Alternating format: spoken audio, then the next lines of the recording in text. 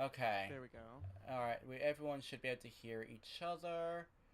And in a second we'll do sorry about this going live, everybody. I just can't click buttons properly. Nothing new there. Turn task manager down and flick IDN screen back up. I want that. I want to copy him across because I made him a little window. Good evening, everybody. We're just getting started and making my computer cry. I'll probably be able to tidy this up in a little minute. But hey, if everyone here could introduce yourself. I'm with IDN, who's been on before, and Daniel MacPhee, who was a contestant in ILBC's Bristol event last week. This is Feedback and Friends, your weekly-ish feedback stream, and say hi to everyone in EDMP and Twitch chat. Right now, for some reason, the plugin I normally use to have chat show up on display is not working. I'm not sure why. And I haven't had time to test it out. So apologies for that. It just is like that sometimes. If you're in the chat, yeah, you're in. Everybody, you should be able to all hear each other. Say hi to the Twitch peoples. Yeah, hi everyone. Hi Natty, hi Daniel. Nice to meet you, Daniel. I'm going to turn you up a little bit, I think. You speak, Daniel? Oh, you're muted yourself.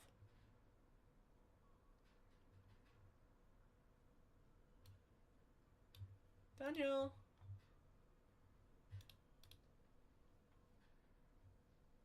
Everything okay? Wow, your audio has just disappeared. I can't hear a word you're saying.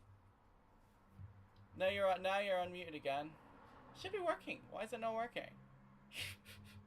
Welcome to Feedback and Friends. Technical issues abound. This is pretty typical for the night. I'm not sure why it's not allowing you to talk.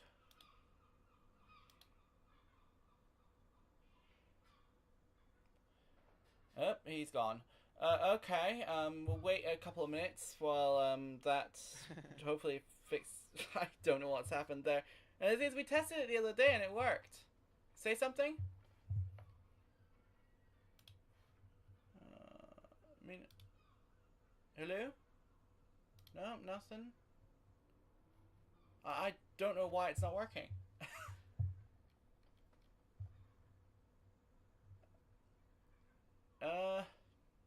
I guess maybe that. You tested it the other day and it worked.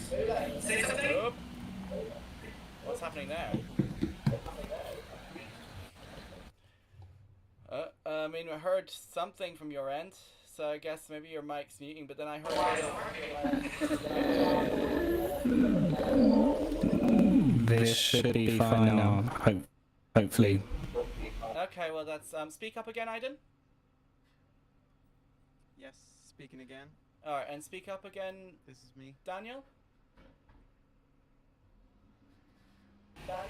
Hello. 1, 2, 2. Okay, hopefully that's a little bit more even.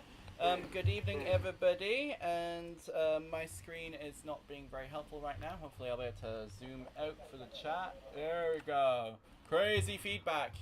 Yeah, technical issues and friends. Overall volume is pretty low, but I should be able to boost that now that I've got them overall sorted to VB audio point is that one.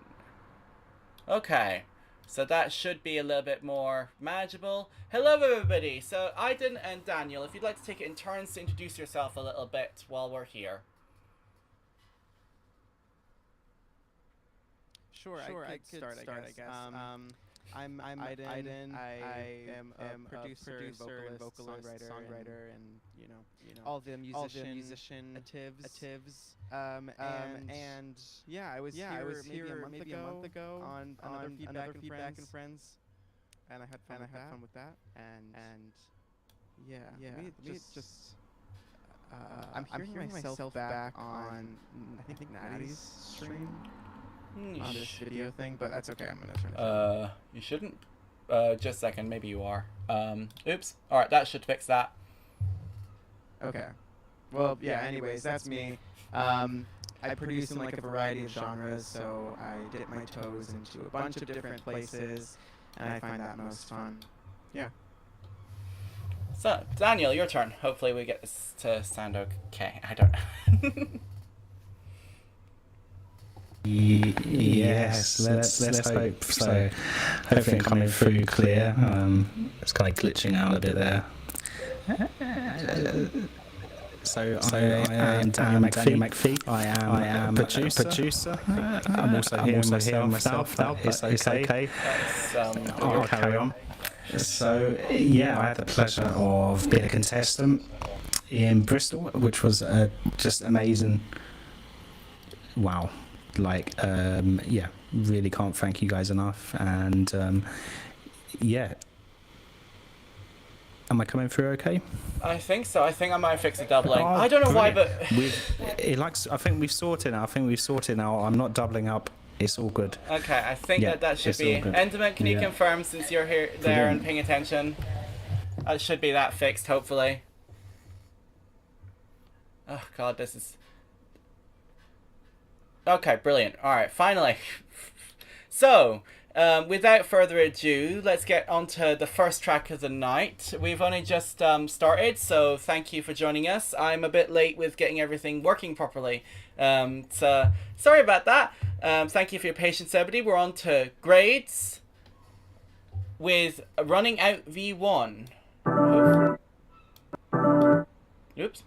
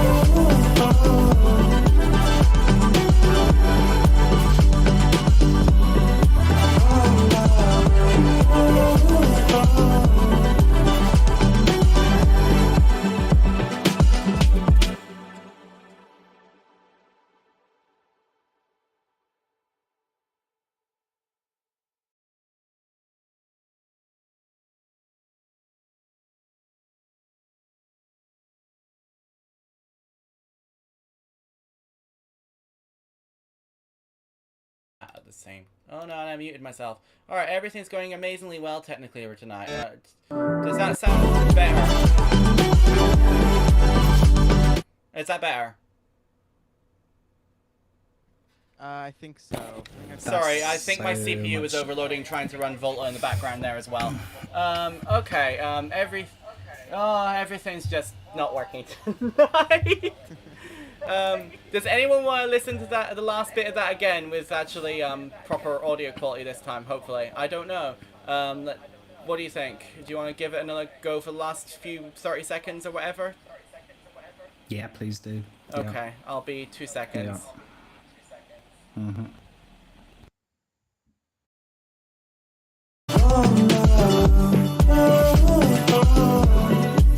I'll wait for love to come to me.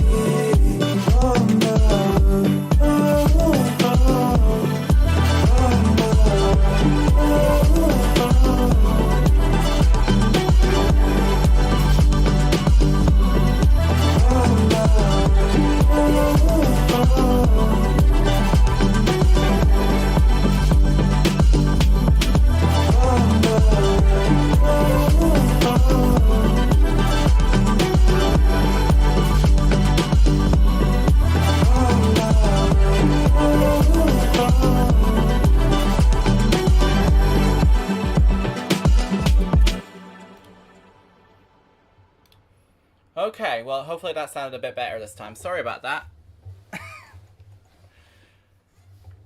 It does feel a bit squashed. You guys are unmuted as well, so feel free to chip in whenever you feel like it. Yeah, it's I definitely agree. I feel like that was slightly overcompressed. And it could be hurting it in the way that the arrangement itself is fairly static. That is one energy level. Are you hearing me? Is everything working on your end? Yes. Yes. What about you, Daniel? Everything okay? Yes. Daniel? You okay? He's smiling, but he's not saying anything. Lost. I hope it's not broken. So, Aiden, would you like to give some thoughts on grades running out V1, please? While Daniel's just... Sure. I have maybe just a couple thoughts because, yeah, the audio quality was a bit weird, but then I jumped on the stream and kind of took from there. I thought the mix was pretty solid. Yeah, maybe a bit too much compression on that end especially. You could maybe play around with having some sort of thicker sub bass. I think that would kind of glue together your lower frequencies a bit more. Am I talking over someone or am I... No, I mean, I don't know what's wrong with Daniel's end, but he doesn't seem to be able to say anything because I can't hear him. And he should be able to. It's super weird. I don't understand why this isn't working. So, keep going, you're fine. Well, anyways, just last thing, I also thought the vocals sounded really clean, but you could mess around more with some different vocal effects to give it more space and to make the vocals a little less monotonous. So playing around with like octaves and pitch shifting, putting more delay on there, doing some weird kind of effects automation with your vocals could let them have their own dynamics and their own push and pull in the midst of your song. But otherwise, a great tune. All right, Daniel, are you working? Is it okay? Oh, it's just getting lag and not much else. This is really annoying. I mean, I managed to get one stream working last time with backup of Bezo, and then I've had you both on individually to do sound check, and it was working. And now I get both of you in and try and do anything else, and it just dies. And social stream's not working, so none of the chat's showing up on the stream either, which is annoying. At least I don't think it is, unless I've been doing it in the back. No, it's just nothing. I'm gonna have to think of a way to get Daniel's link working. Try something else. Because I mean, there's no point if we can't get everybody on working. Hello, Sleepy Muse. Not hearing anything through your headphones. So I mean, the audio should be coming out. I mean, as far as OBS is concerned, I'm sending audio out. Locked at So I mean, like I don't, not hearing anything, but Aiden's hearing something, so it must be, think.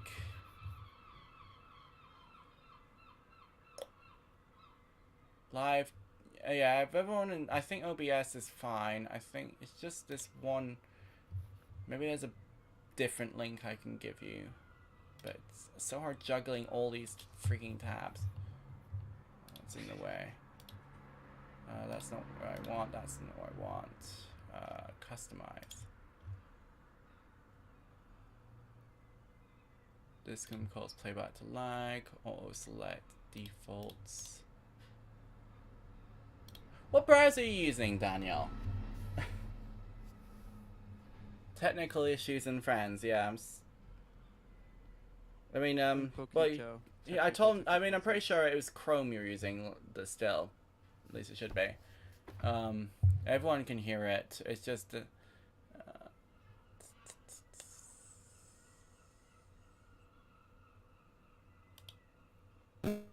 oh. Oh no. Oh no, that's not good. I think Daniel's feed died. I'm very sorry, guys. This is not quite as smooth as I was hoping for. Let's see. I'm going to quickly try and send him another link, try and save this. Distortion and friends, yeah. And then we'll get on to track 2. Basically, it's... I'm slowing us down. Alright, It's okay, the people will get feedback. yeah, we'll make sure everyone gets feedback. I mean, we've got a few submissions. I was going to do an at everyone, but there's not much point right at a specific moment. We'll move on to... did anyone... okay, there was also... Grades actually had a comment as... Hey, are you working, Daniel? Hey! I can hear the stream in the background as well. Have you got Twitch on as well? It is all good now. Okay. This is going to stay like this. Well, I hope so. It's all going to be good. Alright, we'll try our best. Okay, so Grades actually did have a question. Struggling to write more lyrics and lyrical melodies. Has any tips? And then we'll move on.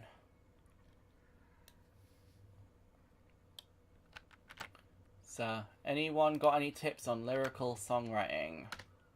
We wanna answer that question before the song. Well, I mean, this is the song we just played. That's track 1.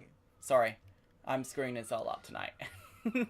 I think maybe the only tips I have for writing, I think everyone writes differently and has their own methods to what works for them. But something you could try is thinking of the song and its production, thinking of that in your head visually. You could try to come up with some sort of topic from that, or just some sort of scenario in your head that you can associate with the production of your music, and the way the lyrics and the actual music will sound super tight together, like they belong together. And that way it kind of gives you a direction to go in if you are stuck and you don't know what to write about. Oh, just one example. Daniel's your audio is just gone again. All right.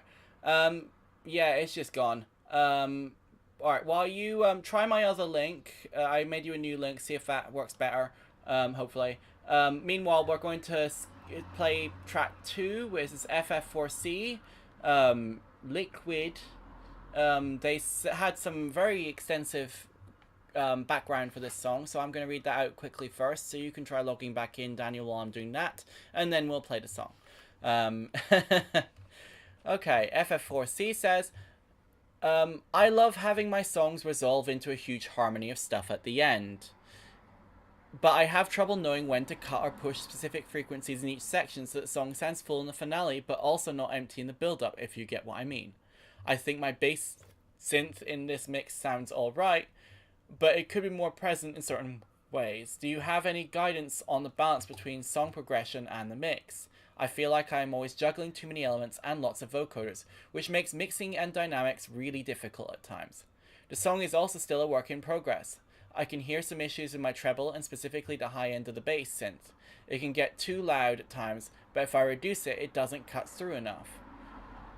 Do I need to think about compression and dynamic EQ? Usually if I want to accomplish a certain sound, I know exactly what tool I need, but lately I've been feeling like I'm missing something important.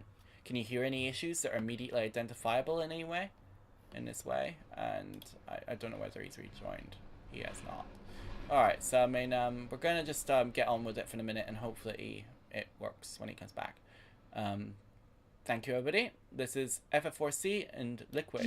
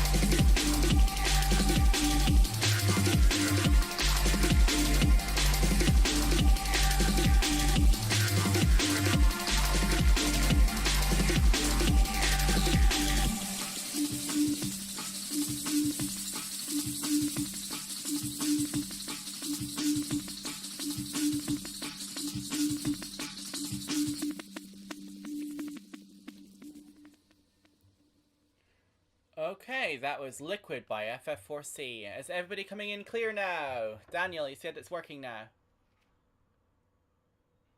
Oh, and now I can't hear you again. God darn it, why is this like this? Oops, and SoundCloud's just started playing something else.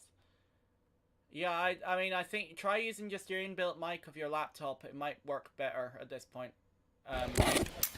Oh, it is sounding good to me, yeah. Hopefully you should be hearing me fine. Oh, this is just... Alright, I don't know why this is like this, but oh well.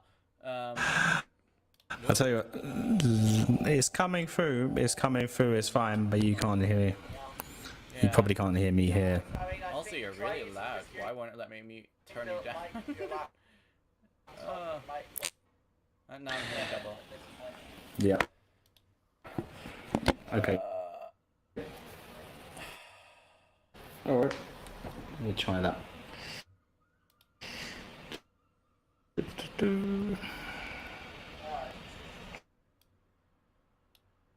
Okay, try that.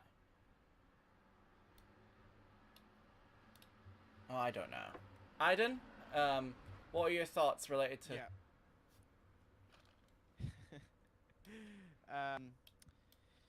Okay, well,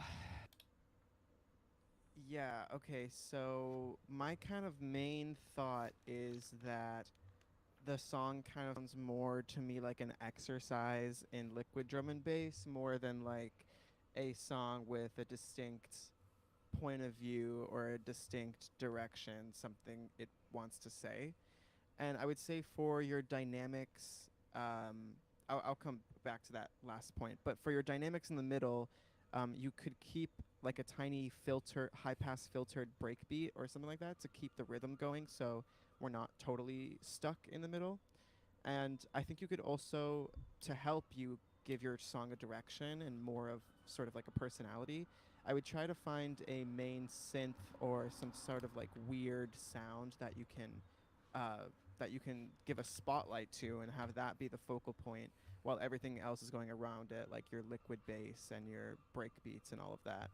That might give you a through point for the entire song, rather than like not having anything and just having to listen to the if you I feel like if you want to focus on your bass and in your break beat and on your really simple aspects of drum and bass, then you should probably like really focus in on those and automate them for your entire song and making them move the entire song and never get boring, because otherwise it just kind of sounds like a beat, period.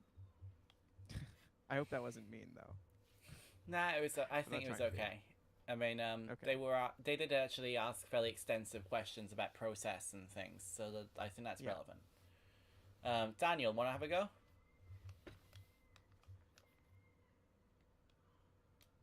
God, why is this just not working? I don't know why this isn't working. I feel like I'm wasting your time here, but are you still muted?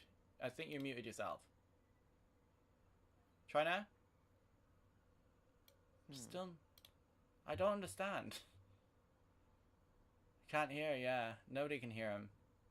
Think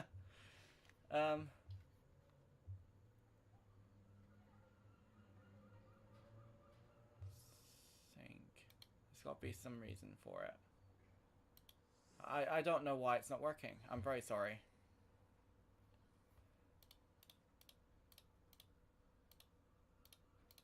It's just nothing. No setting I change on this end seems to make any difference.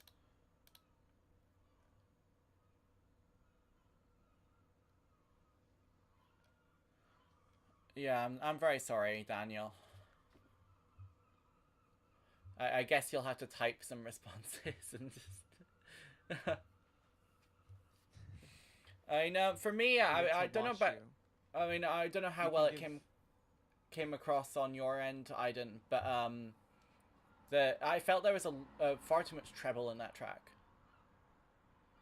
I mean, it was almost piercing in places, and I think it's very hard to build up to a climax when you've already hit peak energy level. And I guess Daniel's gonna have another go at reloading. I mean, at this point, it might be worth trying on his phone rather than his Mac, because I don't know why, but it doesn't seem to like this at all. Maybe suggest that. Try using your phone. Might work.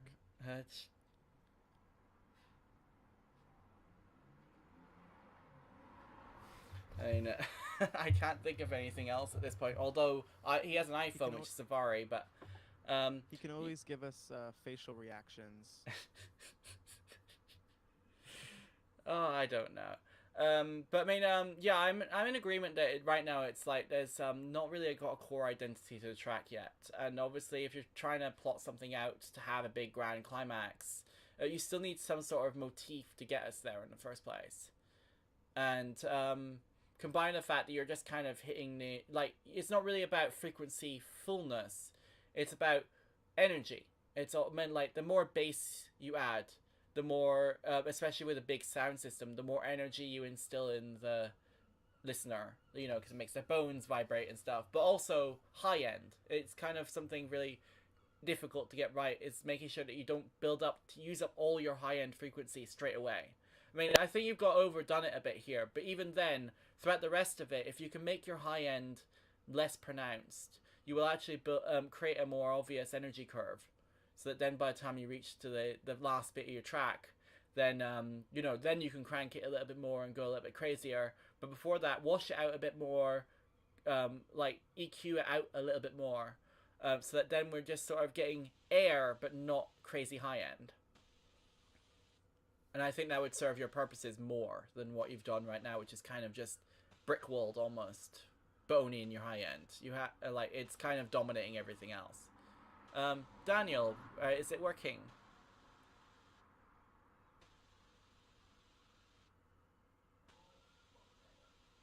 No. Okay, I'm very sorry about this. Technical difficulties abound. We're gonna, for now, I guess we'll just have to keep it moving. If you've got any comments, Daniel, can you leave it in text in the chat for now? I can't think of anything at this moment that makes it work. He's gone again. Alright, I'm make sure nobody's actually been donating to us in the meantime as well, because that's a thing you can do. Donate to have technical issues that dominate the entire stream. This is why I tried the first one, only one person, because... But I mean, I feel like it's not my end, because you're getting me okay, and I've stopped Volta from killing my CPU, so... next up, we've got Cross Couloir. Regular being switched to making techno, so let's have a go with Partida.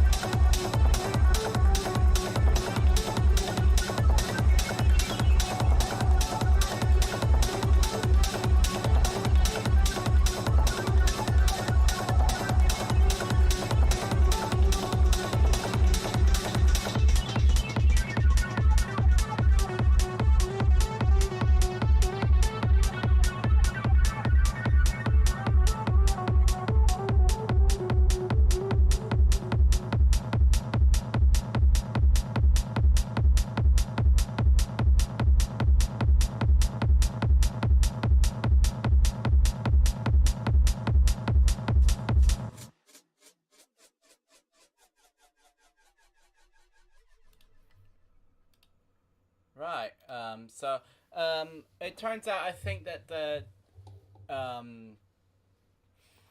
technical issues are on Daniel's end, sadly, and it's nothing I can fix right now. I don't know whether he'll be showing back up as visual or just be sticking around in text chat right now, because I don't know how else he can get his ideas across or thoughts across. The question here was, does the mix sound a bit too cluttered, Aiden? What do you think? Do you listen to lots of techno? I actually do. I'm on a big techno kick recently. I think I said this last time too. So the techno kick has expanded and extended. But I don't know about. I don't know so much about cluttered. I think there definitely could be more space, and I think you're missing a lot of space in general in your synths and in your drums. I think if you put maybe very, very subtle of like a very washy, dark, airy reverb, something where you cut off your highs and your low ends, something to kind of fill out the frequency spectrum in between the areas where maybe you cut out your synth or you are turning your cutoff frequency on your synth down. That's something that's very prominent in techno a lot. So I think you're missing a little bit of reverb. I don't know if it was just the mix I was hearing through my audio, but I felt like the kick drum could be a lot bigger and have a lot more rumble to it, a lot boomier. I think maybe it's a little hollow, too much frequencies in like the mid lows where you want a bigger spike under 100 hertz, let's say. So maybe just see if you can make that bass a little boomier. And then I think lastly, you could, I noticed that you had a lot of different automation going on your synth layers. But I think that if you transferred that and apply that to some of your drums as well, so you could go with very subtle values, you could automate volume levels and filters and reverb sends, delay sends. You could get weird with your drums, but as long as there's movement kind of throughout the whole thing, but very subtly, you have like a very intense techno track that you could listen to for a long time.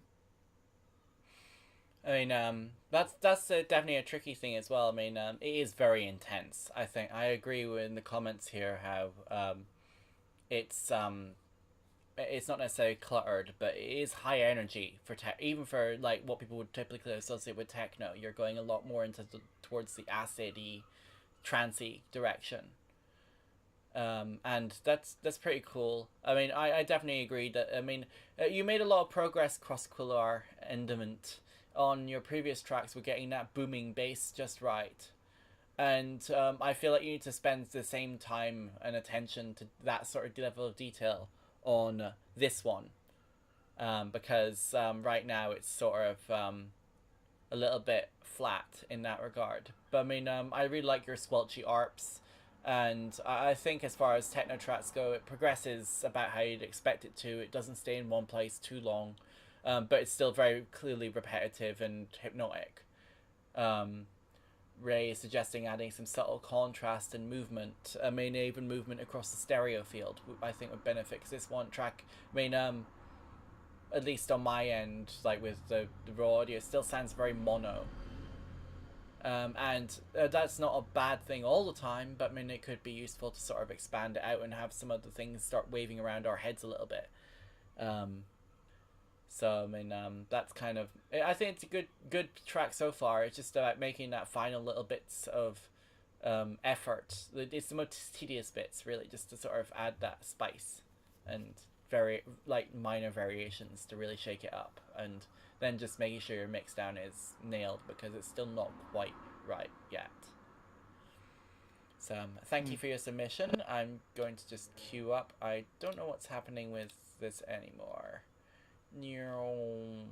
We're up to number 4. If anyone's donated and I haven't seen it, I'm very sorry. We do also have Twitch Prime subscriptions, and hopefully we'll have someone with a better... I mean, I didn't even expect to be overloading my computer quite so fast either, but apparently I can't even run Volta while I'm doing this. So, yay! I've got 2 applications open, but this poor MacBook Pro, I think I'm in like a hot room, so it's just chugging along. Yeah, I mean, and Daniel's doing a speed test. He says he's only getting 12.4 megabits. Well, no wonder it's dying if that's the case. I mean, I've got 100 symmetrical, and sometimes I feel like that's still not quite enough. Okay, so we got James Slack here, SlackDB. If you're in the chat, hello, we love you. You're always a good vibe in the chat. This is Tech ID, and let's have a go.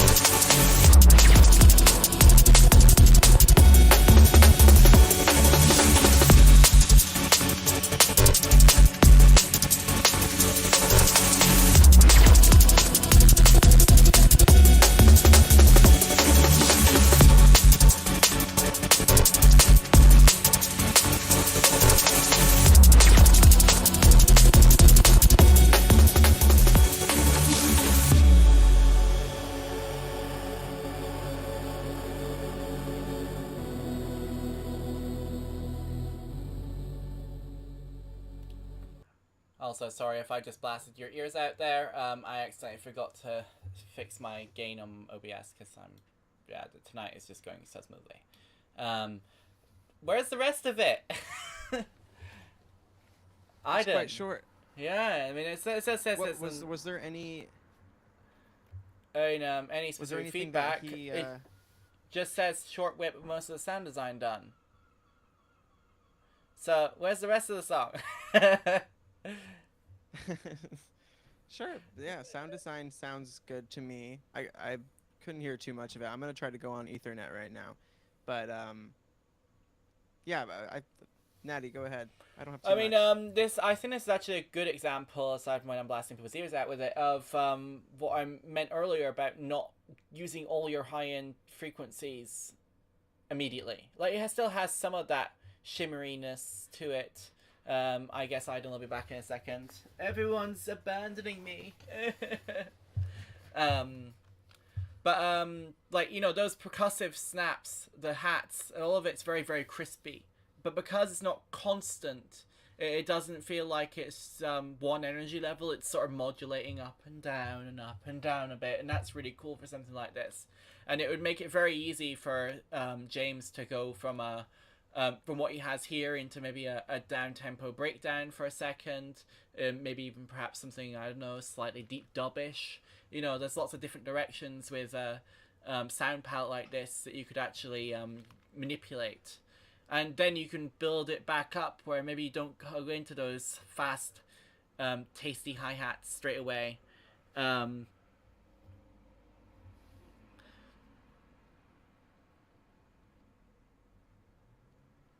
Trying.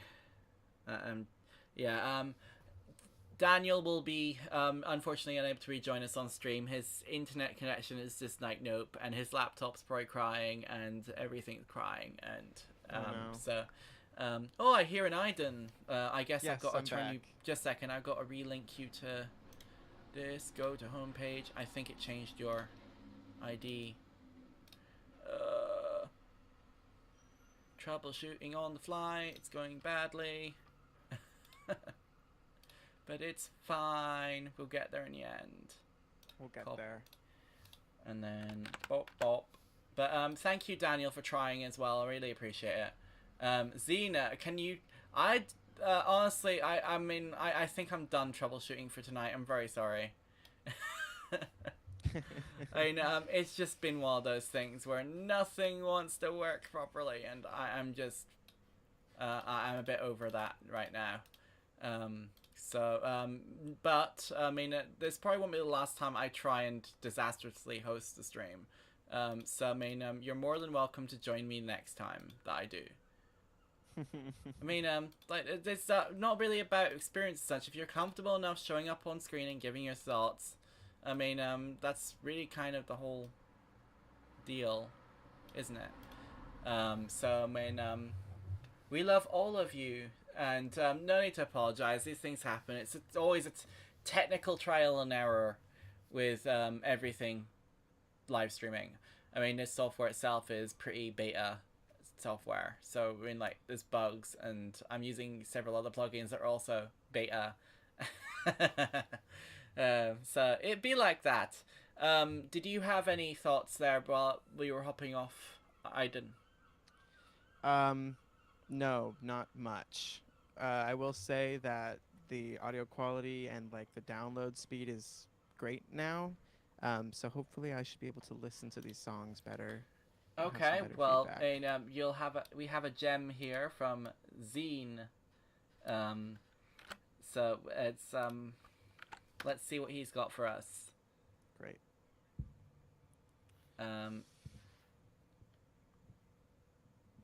The day Zine started questioning his life traditions. I guess if I can zoom out a bit. Alicia mutes once again. Meme. Tradition. Okay, this is some thumbnail. And you're welcome, James. It's a cool track so far. Please finish it and send me it when you've done it. Because I want to hear. Now, Zine says, I started making this yesterday, and I don't know at this point. I never know. I think it's called a midlife crisis. You're not even that old, man. And yes, I am truly questioning my life decisions right now. Why am I even like this? Okay, I guess let's see what this is then.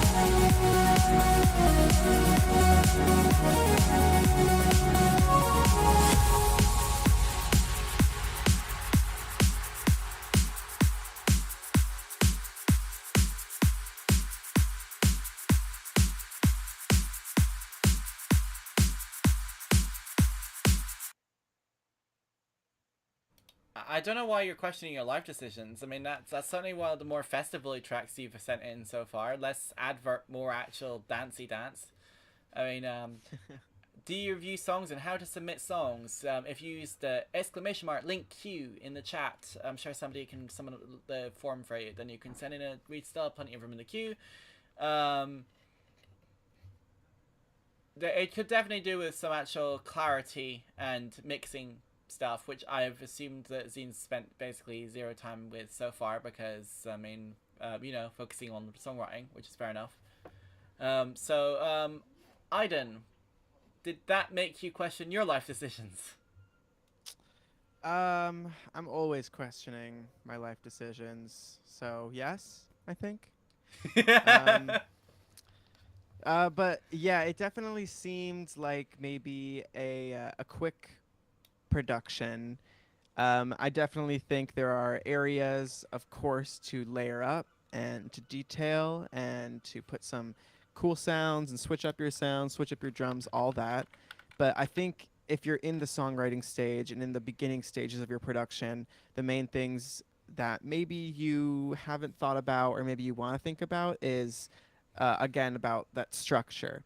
So what is the story of your song? How are you going to get through that story? How does that sound like to you? You know, what decisions are you making to build up your whatever your build up, and to have that little switch of silence or some breakdown, and then you get into your drop and you go from there or something like that. So I think just to think visually about your structure would help kind of blend your different sections together more. Yeah, and play around with some more effects, I think, too. It's a bit dry, just overall, the mix. So, you know, reverb and delay, start from there and see what sounds good. I mean, I'm in agreement with the comment that the earlier bits need a lead synth of some kind, or lead instrument of any kind, you know, strings, piano, just something. You got the chords, and I think they're the generally right choice of chords, but without something to sort of actually drive it along, it only gets interesting when you start changing it up and actually go to the festival bit. I mean, right now, that's the most interesting bit of the song, which is a good thing. I mean, it's something you weren't able to nail so much before. It doesn't sound as much like an advert this time around, which is great. I think mainly because you're not using basic chords, so you're actually starting to experiment a bit more with different types of chords, augmented, suspended, that kind of stuff. So I mean, that's really cool. I mean, from a sound design perspective, you could definitely get much bigger. Yes, this is the meme lord Zine, and I agree, massive improvement. Every time I hear you, you're improving. It's fantastic.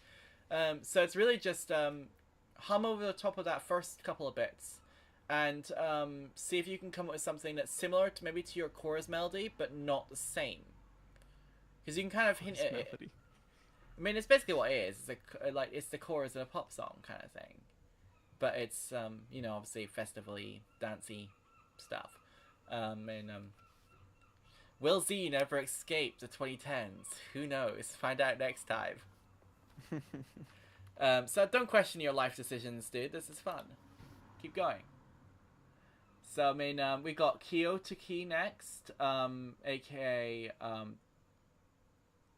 Tolitas. Sorry, my screen's a bit far away sometimes. It makes it a little bit difficult. And they're asking for feedback on mixing originality. Any tips, basically. So let's see what they've got here. I think this is the first time submitter, because I haven't seen their name before. Nice. So thank you for joining us.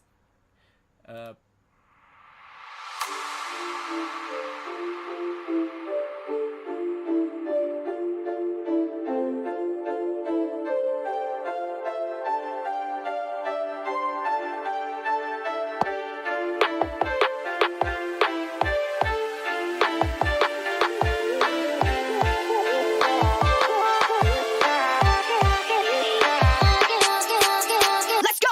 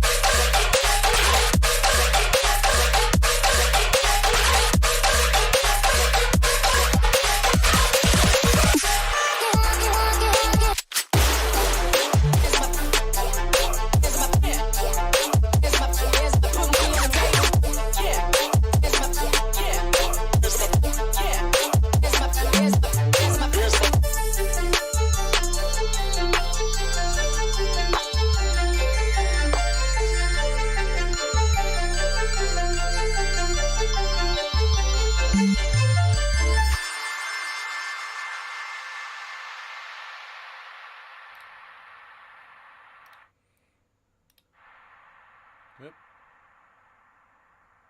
Try and catch SoundCloud before it auto-plays something else like it tends to. Oh, it's saying we're fine. So, that was pretty heavy and hectic and crazy and good panning indeed. I would like to hear more of the violin sounding parts come through a little bit more, Dan says. This is huge though, and I love it. There's a bit of a clash midway through with the snares. They could pop a little bit more. Sounds like a job for a transient shaper. That's always a easy way to sort of make things a little bit more snappy. So Aiden, I'm going to hand the stage over to you. What did you think of Flow V8? V8. That's version 8 for you. That's great. That's awesome. Yeah, crazy wubs. The wubs were wubbing hard. And especially at that second drop, they were going crazy. So really nice kind of synth sound design. I love that. I think it would be kind of fun to start your second drop with a snare on 2 and 4. I think that would kind of push that intensity even more than just having a 4 on the floor kick. And then I think that with your vocal chops and with your breakdown melody, you could leave a little bit more space in those melodies. And so what I mean by that is actually just turning off some of those MIDI notes or making some more deliberate actions in your melody. Something that, I mean, works for me, maybe not works for everybody, but is to sing your melody as you are playing your song. So if you just sing like the first thing that you improvise in your head, usually that is leading you in a great direction. So I stick with that. You can kind of morph your vocals into that kind of melody, or same with that synth that you're using in the breakdown. But other than that, you had a very, very interesting build up and really cool drop. I think I liked the drum sounds for the most part. But yeah, for like more kind of intensive mix aspects, maybe Natty, you have more to say, because I'm just going off of song structure and not so much mix right now. I mean, as far as the mix down is concerned, it's pretty on point, I think. I mean, there's as comments have said, there's a couple moments where it might need a little bit of tidying up, which you can do with multi-band EQ of some, or dynamic EQ, or you can just make things themselves more prominent with transient shaping. And I think for me right now, the place I'd pay most attention to is that vocal sample. I don't know. I don't know where, like, what it's from specifically. It sounds a bit like I don't know, like Indian or something. Like some sort of Nepalese lady or something is singing. I'm not sure entirely where it's from, so I mean, I could be way off the mark on that one. Anyway, but she sounds a bit dry right now. Everything else is really spacious, and she's just sort of sitting there, and it's almost like she's in a different space to the rest of it. I'd have a look at maybe parallel processing some reverb on her voice. EQ out with the reverb, the lows and the highs in her voice, and just have the mid bits sort of more spaced out in the mix, and I think that would sit a little bit better. Because right now that stands out to me just ever so slightly. But it's cool. It's a really neat aesthetic, I think, to combine this sort of old school organic aesthetic with the new wubby stuff. I mean, it's always fun to see people play about with contrasts and dynamics like that. So, I mean, I also think Stasis Sigma is right, maybe using more saturation on the drum bus. That seems like a good shout to make it crunch more and a little bit punchier. So I mean, but overall, I mean, it's a really cool effort, and I mean, a V8. I mean, don't make V9. Go like V8.1. And then release it. And then release it. Yes. You're very, very close, and it's very, very cool. So don't get to 10. I think you should stop at 10 versions. Anybody? How many versions has the most versions of song have you ever done? I have done 10, and that is like the point where I was like, I cannot do any more. This is too much. I have to stop. So, question in chat. Should I hit everyone on the EDMP server for more submissions? How long do you guys want to keep going? Tonight is the question. I know we started late as well, so like that's So, should I hit it? If I could start a poll, I would. Aiden, you have a vote as well. Should I hit everyone? Yes. Yes. Anyone in chat, should I hit everyone? Version 19, Mix 6, Subversion 3. Oh god, I know that pain. That's the story of my life. When you're on version 19, there isn't, you're not stopping. There's going to be a version 100, and it's around the corner. So, we've got Sleepy Muse, who has another alias for us, Dream Bells, formerly Luminaire. So, Dream Bells sounds, it could be spooky, but I mean, it might not be. This is Cradle Demo 6_5.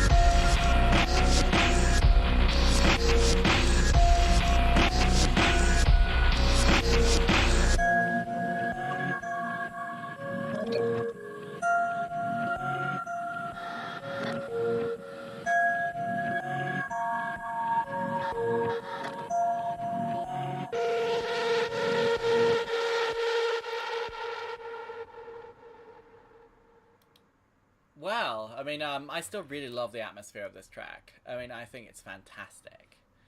As far as that breakdown at 2 minutes. I mean, I think the transition out of the breakdown, that works.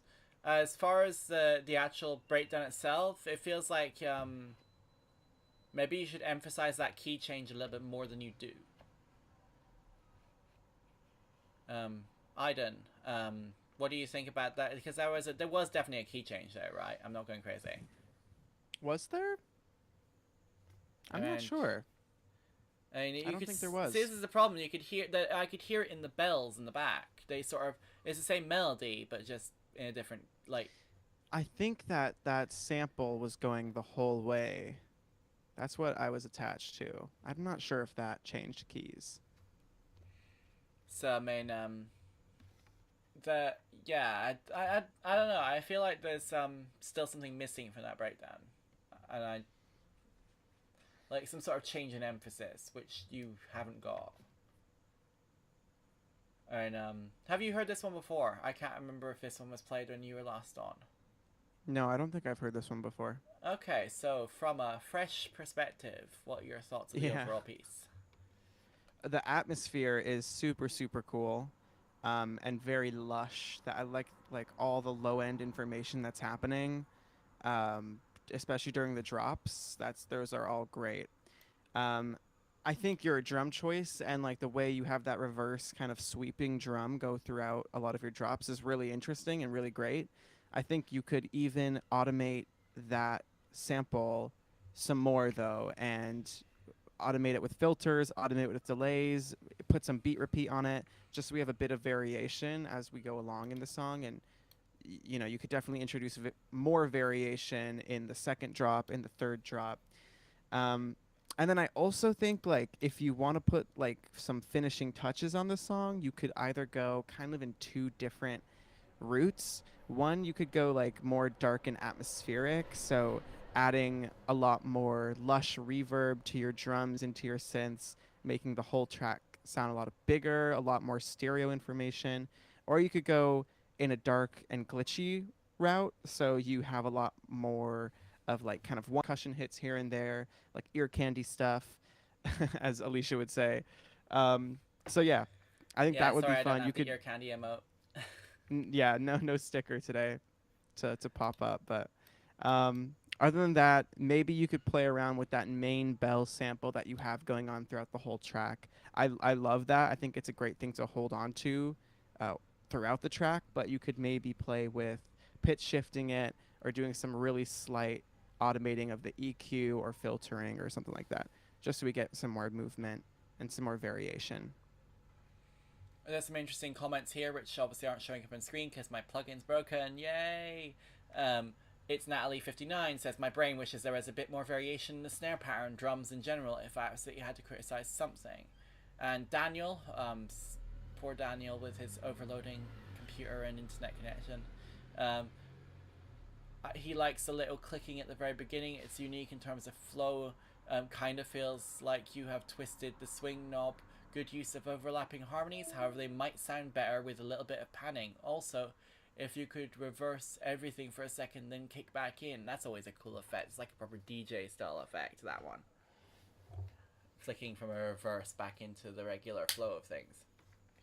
And oh, my batteries are dying as well. I better plug that in. So I mean, I still really like this track, and I mean, I definitely think something should a little bit of echo, ping pong delay. That's always fun. Definitely. So let's see. We've got who's next. I've lost track. Number Hex. Hex is next with something or other. Bear with me. I think I'm doing a worse job than the last time I did this. Alright, this song is Manic. Hex, aka Omniverse. And did they have anything? Any feedback is welcome. First time I felt confident enough to share a whip. If it had to be specific, I suppose I'd ask how to work on writing more effective parts of the whole track. Chorus, verse, breaks. Not necessarily for this genre, but in general. Okay, let's go.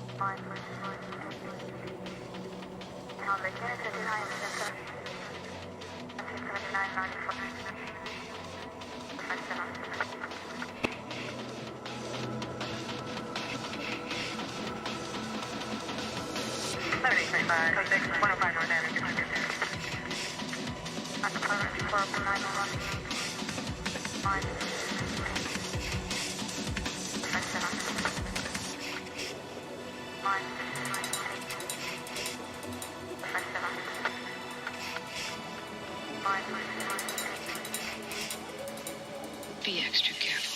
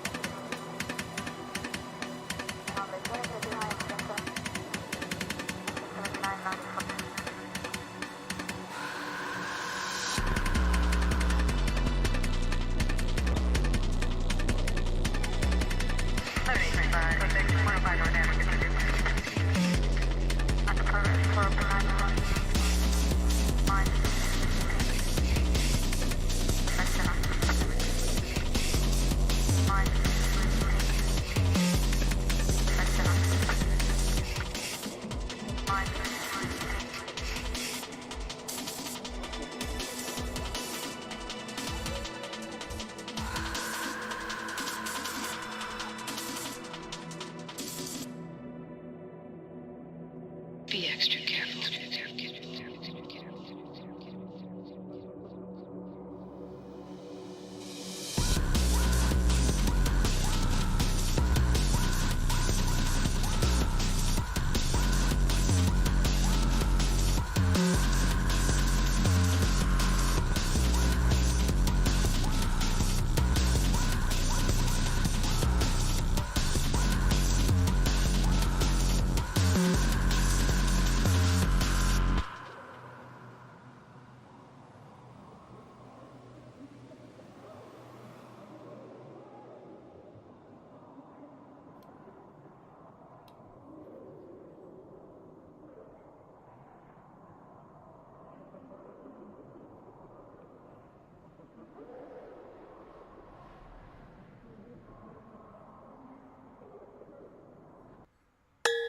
Oops, SoundCloud autoplay.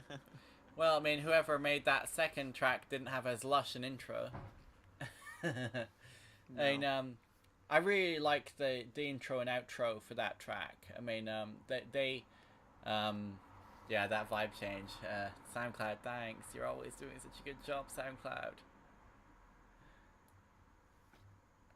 Let's see what we've got. Some comments here. Green Hollow saying, needs more tension before the main drop, I think. The sound design is really cool and reminds me a bit of a song Formula of Fear by Hybrid. Formula of Fear by Hybrid. The drums could use some work as well as dynamics wise. I mean, IDN, what would you do about the drum dynamics in this track? Yeah, I thought that maybe the biggest change you could try to do is create some sort of difference, an audible difference between the drums in your breakdown and the drums you have in your drop with the bass. And I think the drums in your drop could be a bit crispier, could be a bit crunchier, even cut through the mix a bit more. And in the breakdown, you could filter that out, so you just high pass your drums. But yeah, I agree with Natty that intro and the outro were both very atmospheric. I like the placement of the phone call or the voicemail. I don't know if that voicemail maybe needs to last past like the halfway point of the song, but I think also something missing from this track is a main sort of melody to grip onto. Especially past the first drop. I don't mind there being like sort of an atmospheric intro with just the voicemail and some lush pads in the background. But I think that past that point, it would really serve the song well to hold on to some sort of melody in the second breakdown, in the second drop. Um, for example, like I really like the rave sounds that you're using at the end of this song, the kind of old school UK rave sounds. So you could find another sort of synth in the same vein that you could act as your main melody synth, and I think that would fit in this song pretty well. Otherwise, yeah, really lush track. Also, I mean, as well as filter changes, is one easy way to change the drum kit. You could always add a couple of extra little side percussive instruments as well. Maybe a cowbell or something. You can never have enough cowbell. I mean, Yes. There's been some. I mean, I think generally it was well received. I mean, Daniel says great intro, but feels like it was missing a drop. This is because the drums need to be pulled forward slightly in the mix and shaped a little. Very atmospheric, good bass melody, but seemed a little short within the second section. And other people think the drum dynamics was actually matched pretty well. It's just when the lead bass come in that everything kind of got a bit muddy. And it's definitely a little bit difficult to match sometimes, especially when you're trying to be so wide and big. It's easy for that to suddenly get very, very messy very quickly. It's one of the reasons as well you have to make sure if you are adding reverbs and delays and stuff to make sure those aspects of your signal chain are all EQ'd to some extent as well. Because otherwise it gets a bit complicated to tidy up. I mean, as far as arrangement goes, I think that generally it was fine. I mean, I'm not sure the second section was too short either, because I mean sometimes you don't want to overdo it. It's actually way too easy just to sort of say more and more and more and keep going. But sort of it didn't feel like it was too rushed. It just sort of was a nice contrast to the first section for me personally, at least. But I mean, that's the thing. Yeah, me too. It's all personal taste, and you may find somebody's feedback more valuable than someone else's because they match your own vision. And Yes. it's why we want more people to come on. The invitation is always open to have hopefully people with stable internet connections, and hopefully we don't kill your computers while we're trying to do this, because it turns out it's complicated. Next up we got the last week I was doing this, they submitted, I'm not going to butcher your name again, Wish. Oh, there, and I don't know anymore. Anyway, Night Bumps, let's go.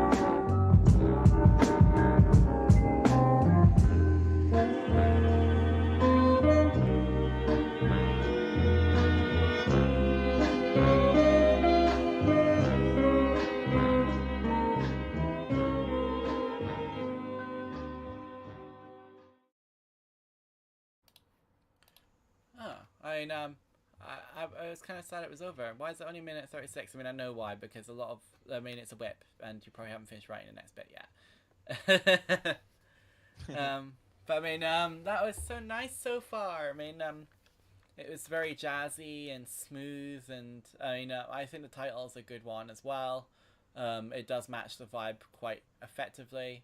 I agree there could be some more a third voice of some kind of call and response type thing I mean, these sort of tracks especially always benefit from a little bit more pizzazz and orchestrally brass, big band kind of thing going on.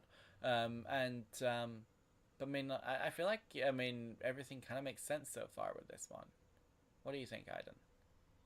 I think so too. This was such a great vibe. You know, this is one of those tracks that could honestly be a part of like a 50-song mixtape that you upload to Spotify and are like more jazz song, more hip hop songs or whatever hip hop beats to study and relax to and all of the above. But yeah, I agree. Maybe a third voice could be helpful. You could even play around with like a few vocal chops interspersed throughout the song, like really low sitting in the mix. I've heard that happen in some kind of lo-fi hip hop music. You had great mixed drum sounds, really crispy. Great use of that sample. Thought that flip was nice. And yeah, if anything, if you know, you could use that third voice as sort of like a synth thing and do a solo on top of it, like a keyboard solo. Or you could also find a trombone or like a horn sample and filter that to be in a similar sort of space as your sample and kind of treat it in the similar way that your sample sounds. And that way it will sound as if it's part of the same song. It's not separate. It doesn't feel like a fish out of water. That's kind of like your goal if you're going to add other acoustic instruments into like a hip hop lo-fi beat. Just my advice. Well, it's good advice, I think, especially with lo-fi is easy to emulate, hard to actually get good. And I mean, and this is, I think this one is going to be a very good piece of lo-fi hip hop kind of vibes. Yeah. I mean, thank you for that. Bush loft. Bush. I'm sorry. I'm terrible. Next up, we have Green Hollow. Let You In. Let's see if we've got anything. Anything helps. So whatever feedback you can come up with. Let's go.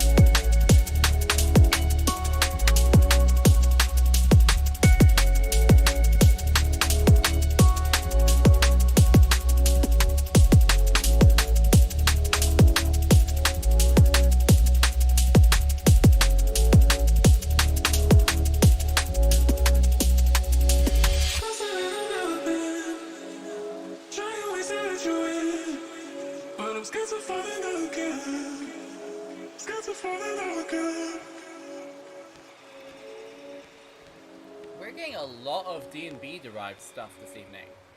Hell yeah. And it's definitely really cool, and I'm on board.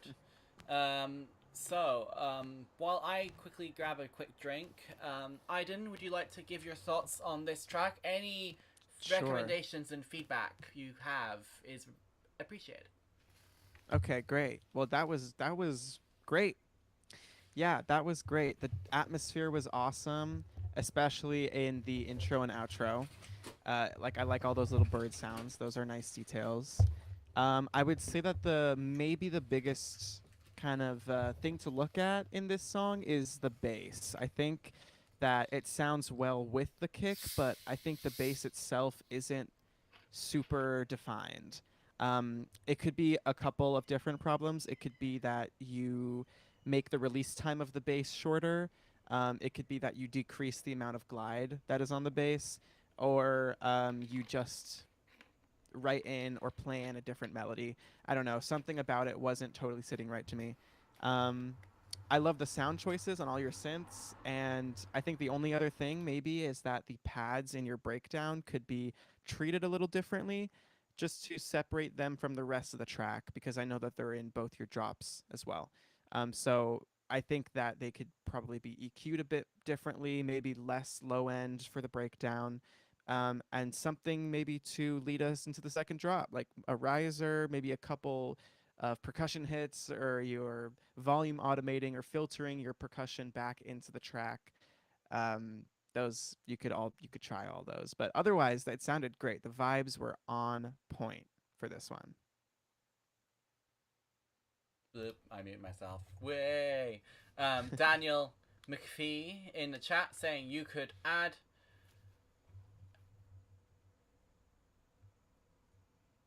you curse when okay, just a second. Everyone's asking my attention. Sorry, I'll finish. You could add a little binaural panning on the reverse pad sounding sounds. Sounding sounds. Why do you do this to me, Daniel? That's a horrible turn of phrase, that one. Sounding sounds.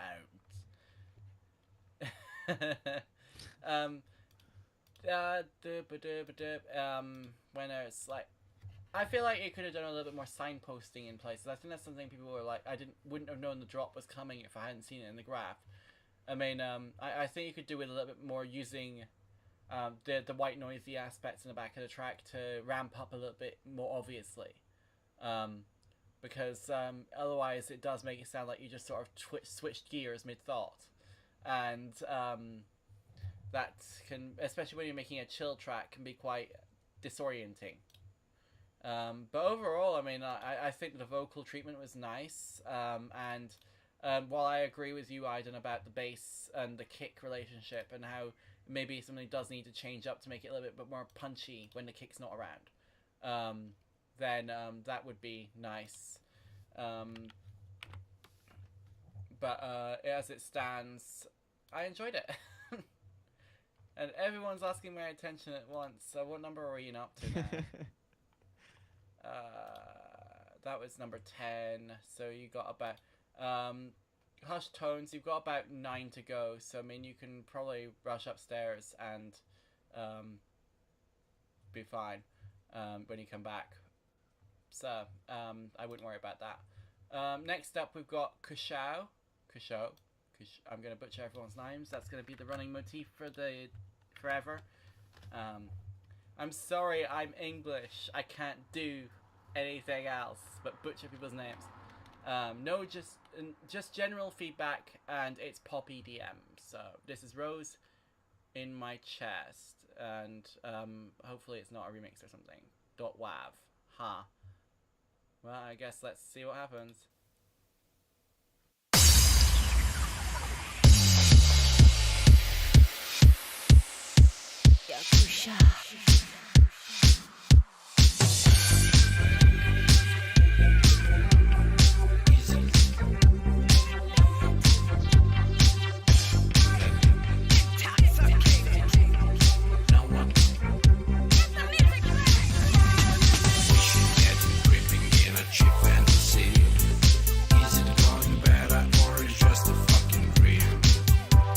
Wait, isn't this the one one was submitted before. I'm pretty sure this was submitted last week or last time like a couple weeks ago. Anyway, I feel like this was a mashup or something. Should I maybe play a sad melody? Now I'm burning out like fire in me. I don't want to tell the story that I borrowed. I don't wanna fade my fingerprint for tomorrow. I'm just feeling so perfect. Smiling, feeling rose in my chest. Slowly, no saying words while I'm talking. Flying, touching sun with my face.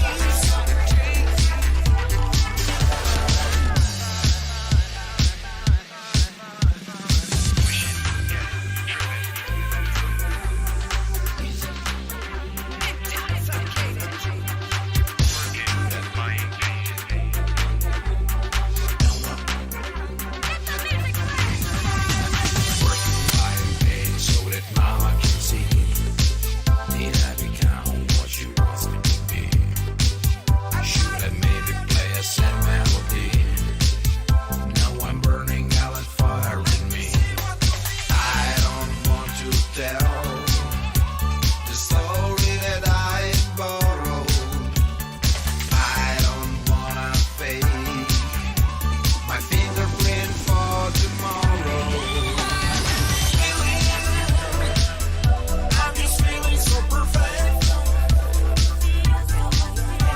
Smiling, feeling rose in my chest. Slowly, no saying words while I'm talking. Flying, touching sun with my face.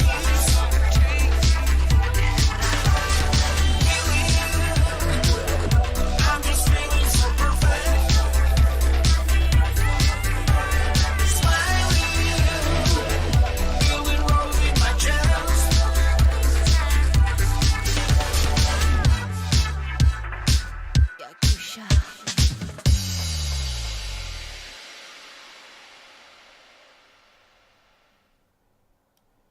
Hi, Aiden, I'm going to let you go first.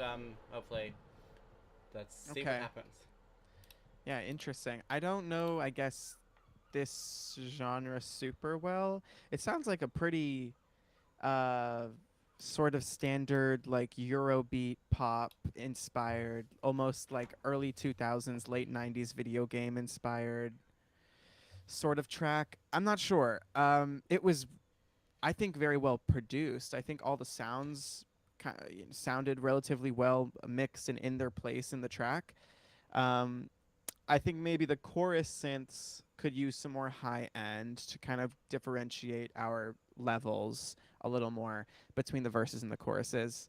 And even in the drums, you could add some more cymbals or some more hi-hats or offbeat percussion, something like that. Something to give your chorus a bit more separation from your verses. And I also think that your second verse could use something else. I think maybe some more air, maybe less drums, or a different arrangement of the synths you have going on. Maybe some different automation applied to the synths that you're using. Something to separate that a bit more, because it kind of, to me, just felt like a duplicate of verse 1. But other than that, the song was pretty fun. I mean, I would bop to this. What about you, Natty? I mean, it's definitely. I mean, I always find it sort of. I still swear it's a mashup, not a. Are the what vocals do you think these are from? This thing I can't remember off the top of my head, but I mean, I'm sure they submitted this a couple weeks back as well. It was busier before as well. I think they've tidied it up, which is good. It's a more coherent track now than the last time I heard it. I swear I submitted before, but I mean, I'm terrible with names, and oh well. It's fairly coherent this time, which is helpful. It definitely is fun, and there's nothing wrong with fun. I mean, we need to have more fun in life, I think. And so I mean, but I find it hard to critique when it's like vocals have been pulled from different sources. Like, you know, you can tell that they're from different recordings and in different spaces and stuff. But then does it matter? You know, like that, like having things be like a collage can be a choice, an aesthetic as well in its own right. And if you consider it in that context, it works. But I mean, like, you wouldn't, you know, it's very hard to convince anyone that it's in the same space, and it takes a lot of processing to actually manage that. And there are points where I felt that maybe the vocoded bits sound a little bit too thin. But then again, depending, I don't know what the original recording is like. It's really hard to sometimes beef sounds up without making it end up sound completely different. And so I mean, it's hard to say about anything more constructive than it generally enjoyable and good fun. And I think the chat had a good time as well, which is always good. So I mean, sorry I don't have anything more concrete than that with this one. The main vocals, yours. Oh, great. Okay, so it's basically then just about trying to match everything else to your vocal a little bit more, maybe. If you, I mean, I don't know whether it matters. It's the problem. It's hard to tell sometimes. It's art. It's not science.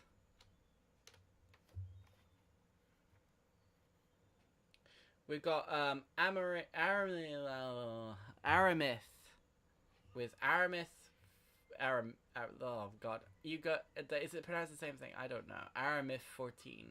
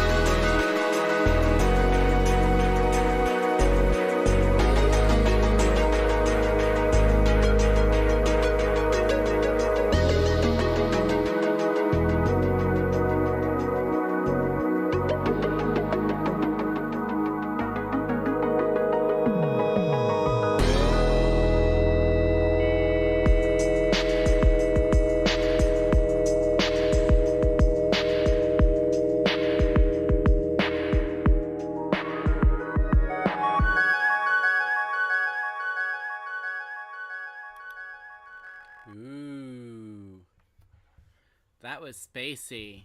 I don't even hear myself anymore. I don't know. So, a great way to wrap it up. I'm in agreement. That sounded lovely. I felt like the drums could be worked on a little bit more. I think that's the next focus area. There were places where the snare felt like it wasn't quite snappy enough, and where the basically the kick felt a little bit flabby in places. I don't know about you, Aiden. I mean, would you what would you do with those drums to make them sit better? So I definitely heard at least what you're talking about with the snare. I think, like, especially building up into the first drop, we have our like super 80s toms fill, and the first thing I'm expecting to hear is like a classically 80s gated snare, something with like a really crispy mid boom as well. And the snare you're using right now doesn't have a ton of mid information. It's mostly high end, which just ends up a little flat for like the rest of your song, especially in your first drop where your kick is not even on every beat. So your snare could really pick up all the space that's left by your kick by having a more mid boomy snare. Something like super reminiscent of the 80s. So if you could even just look for a sample like that, or you could do some EQing, and you could add a reverb onto it and make sure that it gates off after a certain amount of time. That's another way to make your gated snare. But other than that, this was a super vibey track. Yeah, great atmosphere in the intro. All your transitions are great, like using different synths or just little arps to transition into and out of sections. That's all awesome. In the middle, I thought we were going to get like a little samey, a little monotone, and we didn't. It was like super open and spacious right in the middle of that breakdown. And we had like a lovely little transition into an arp and then back into the second drop. I enjoyed it a lot. Great job. Our friend Daniel MacPhee said in the chat, would like to hear the doodle doodoo doodoo. I think that's what he means by it says doodoo sounds. Either panned or slightly higher than the mix. Also, Stranger Things season 5. Yeah, totally. Some automation in the volumes of some of the synths would go far, especially on the way into a section. People seem to like the dreamy vibe of it. Zine thinks that one was very dope, so I mean, I'm in agreement. It was great. I think there's also points where, I mean, and it was definitely not just like the voice meter or anything. It was distorting in places when it got to the really loud bits in the track, and I feel like that's actually your master doing it, because I was checking my volume meters and none of them were red. It was just sort of vaguely orange, and so it shouldn't have been distorting like that. Maybe have a look at that before you chuck everything to master. Make sure everything's gain staged properly, because that can be really hard to manage at the very end of your chain. If you catch it early, it's easier to deal with. I mean, I agree that with Barrett that maybe there's worth looking at trying to get a vocal of some kind on here, because right now it would have been it's a bit backgroundy without some sort of lead melody. The arps and stuff are cool, but like it is still kind of calling for something to be on top, and a vocal does seem a natural fit given the space you've made available. But obviously it could be anything within that timbral category. There's plenty of other instruments that can match a vocal for range and similar qualities. So I mean, have a think about how you might develop that further in that regard. I think the overall structure of the track is fine. So I mean, just it's just building a little bit more on top and finessing it. So thank you. It was cool. Next up, we've got Nathan van der Berg. He's in. I assume he's in chat. Usually is. Van den Berg. Sorry, I did say I'd butcher everyone's names. And he's got a track linking on SoundCloud, so I'll just send that to the Firefox thingy. I don't know, I just want to let you guys hear it. Intro is a bit boring, but then it's pretty cool, I guess. So, man, boring intro, huh? I mean, it might be just self-deprecating. What if the intro is really good and you're just numb to it? You've heard it too many times. So let's find out. On My Way by Nathan Vandenberg.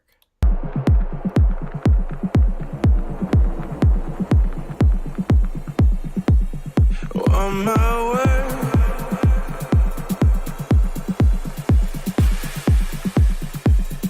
with those eyes,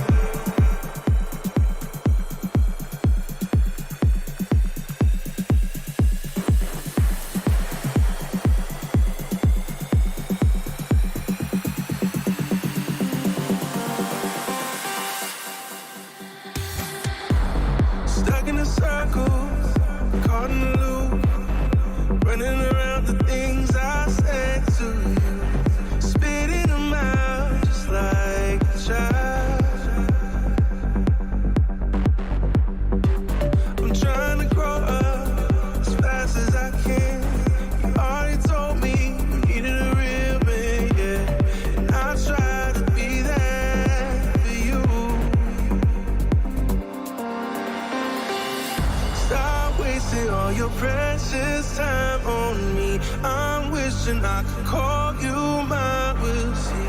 You're catching checks that I wrote, fooling me with those eyes.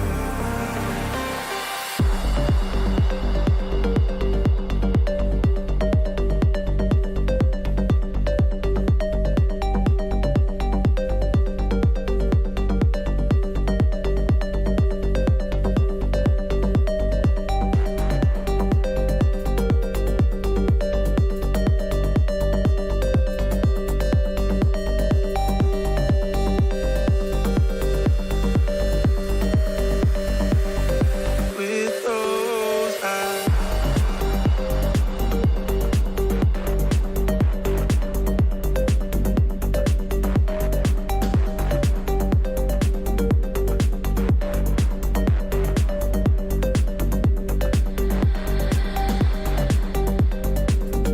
With those eyes.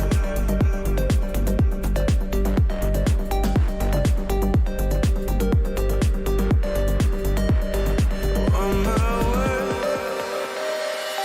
Stop wasting all your precious time on me. I'm wishing I could call you mine. We'll see. You're catching checks that I wrote, fooling me with those eyes.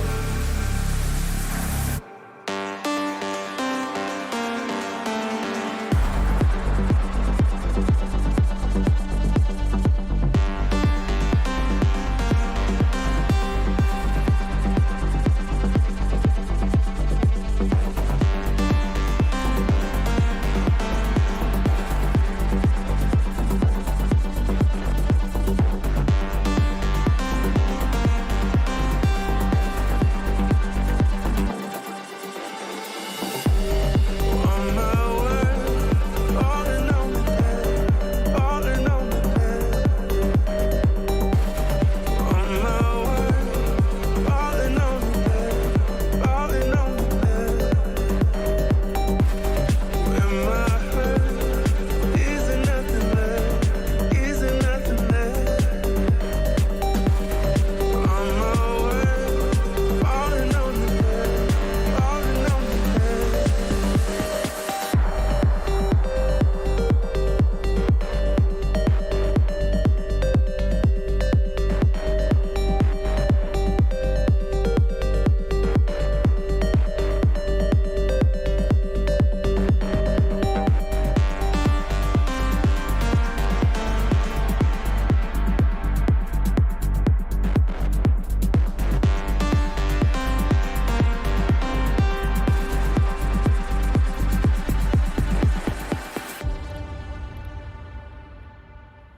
Yes!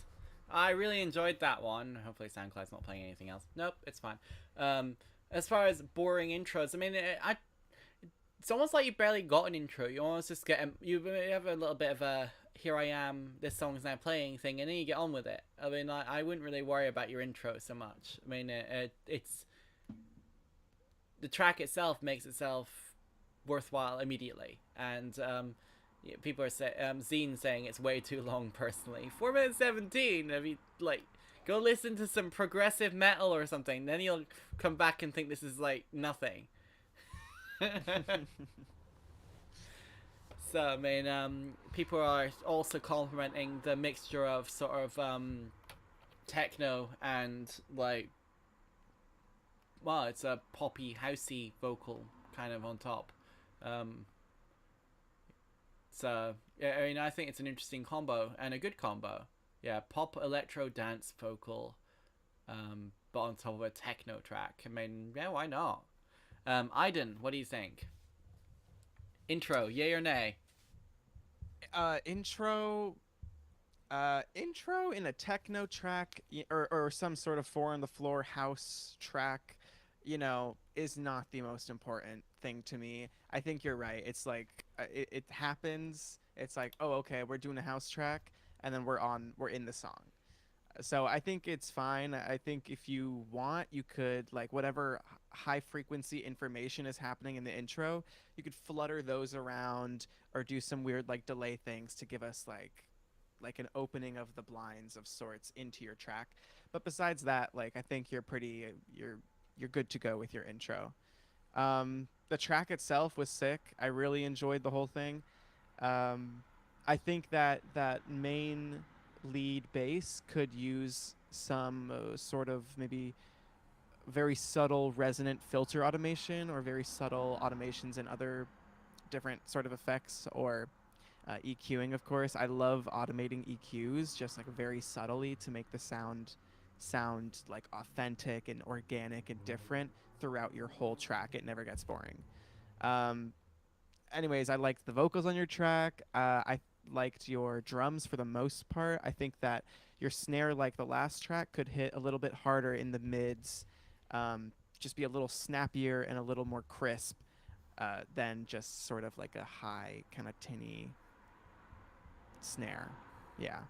And other than that, maybe a bit more of distortion as well on your maybe like top arpeggio synths, on your snare drums, on the hi-hats, just a tiny bit. And I think especially in that outro, the second half, where that really aggressive synth came in, it's like it almost is demanding to be a little bit crunchier than it is. Yeah. Go a little harder. Yeah. Because the bass is hard. The bass is going hard at some points.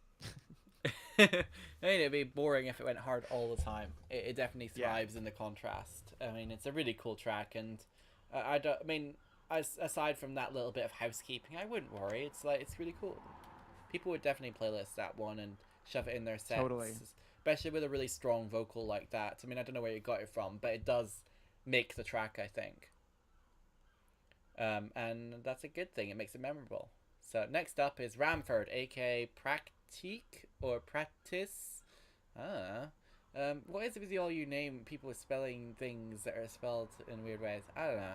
This song is called Lift. Let's go. No feedback beyond mixing, melody, progression, instruments, and their usage, aka everything. Well, let's find out what this is.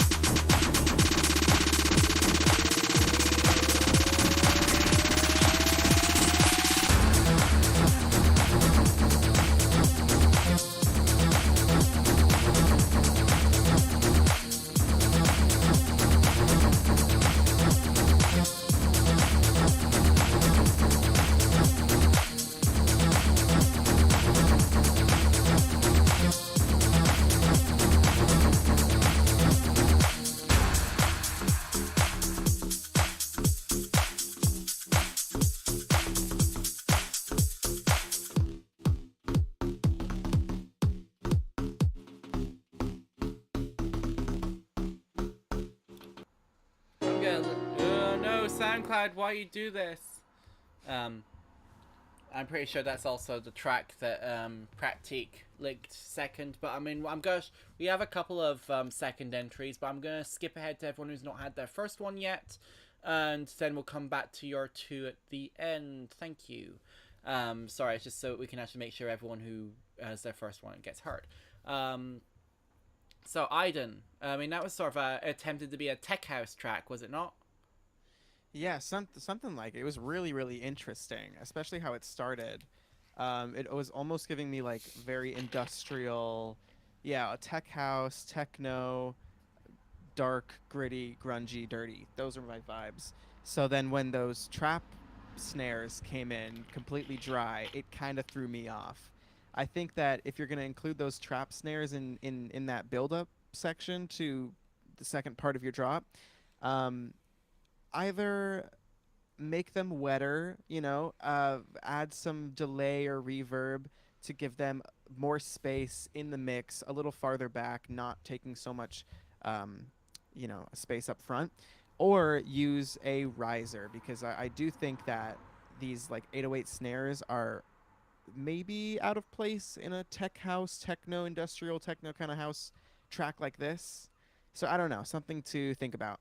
I think also that the synth that comes in at the second drop is mixed a little bit loud, and you could automate its filter cutoff. I think the sub bass, you could try having a shorter release time, because I feel like they were some of the bass notes were overlapping with each other at the bottom. A shorter release time would help with that. And then lastly, you could just try automating more everything throughout the song. So automating the volume and the filter of your shakers and of your claps and of your synths, all of the above. And I think that you could add some distortion on your drums, a bit of glue compression for your hats and your snare. Those will really tighten those up. And some distortion will kind of match your drums to the really hard bass stab synth you got going on. It's really, really cool stuff. I mean, I definitely agree with some of the comments here. I mean, Daniel saying, really love the bass sound. The panning is on point, but when the kick came in, I wanted to punch a little harder. Maybe a ducking and some multiband compression. Great build up in the middle section. And then Hush Tone saying, composition-wise, a bit long in different parts. At the end, the snare is off or not sidechained. So it's like, I mean, it's kind of, again, back to the sort of housekeeping. I think the overall idea makes some sort of sense. But you've got to tidy everything up and make sure it's all ordered. I mean, it's Natalie in saying it felt like almost like two tracks smushed together in half the time. And I think one of the ways that would make it easier to have that is to have more blurring between your sections. Introduce elements from both sections into the other bits, but use them in slightly different ways. Because right now you're everything is rather distinct. So it's like we're going from one room to another room, back to the first room, and then so they are disconnected, but they don't have to be. I think the actual idea works. It's just a case of now seeding both halves into each other, and then that should resolve that. Also, it is very unique sounding. I mean, if you can get the mix down balance right, I mean, this would be sort of one of those signature tracks, I think, that's sort of like everyone kind of recognizes it because all the sounds are kind of unique and interesting. But you do really want to be careful. I mean, I'd start with just your bass and your drums. Ignore everything else for now. Get those levels right. Make sure that they're all ducking out of each other's way at appropriate moments. We're using either just boring old EQ or sidechain compression, or even a little bit of panning on your drums. The space itself is a good way of keeping things out of each other's way. And then start re-adding elements back in. Maybe have a little bit of fun with it. So take one sound from your second weirder half and start warping it just individually and use it as sort of like a Foley type thing where it's sort of sitting in the back, but it tells that the brain is really good at making pattern connections. You can seed a lot of stuff that's actually made of other stuff, and subconsciously everyone will pick it up, even if it's not actually the same sound. It's possible to kind of make that connection. And So you can be sneaky with it. You don't have to be super overt with how you seed things across your track. And and just take your time. I think that's the thing that, especially when you're excited about a really cool idea, it's really easy just to rush everything. And when you're writing it, I think writing a song benefits from rushing, because then you're really getting that idea right in the heat of the moment, and it's sort of the rawest, most pure version of that idea, because you're not overthinking it. But when it comes to the mixing production side, it's the opposite. You have to go slow, because unless you know 100% what you're doing in that moment, which most people don't, myself included, you're gonna screw up somewhere. So just breathe and enjoy the process, basically. So I mean, thank you for that. It was I mean, I think it's a cool tech house vibe. I mean, if you ever have time, there's a track I think that's pretty good reference track for this sort of thing, for tech house anyway. It's called Unusual Weapon, I think, by Scotty Does Know. It's a pretty cool one. He doesn't make music anymore, which is sad. At least I don't think he does. Right, next up we have Voyeur D with Rebirth. Are you ready for a rebirth, Aiden? I was born ready to be reborn. Right, let's go.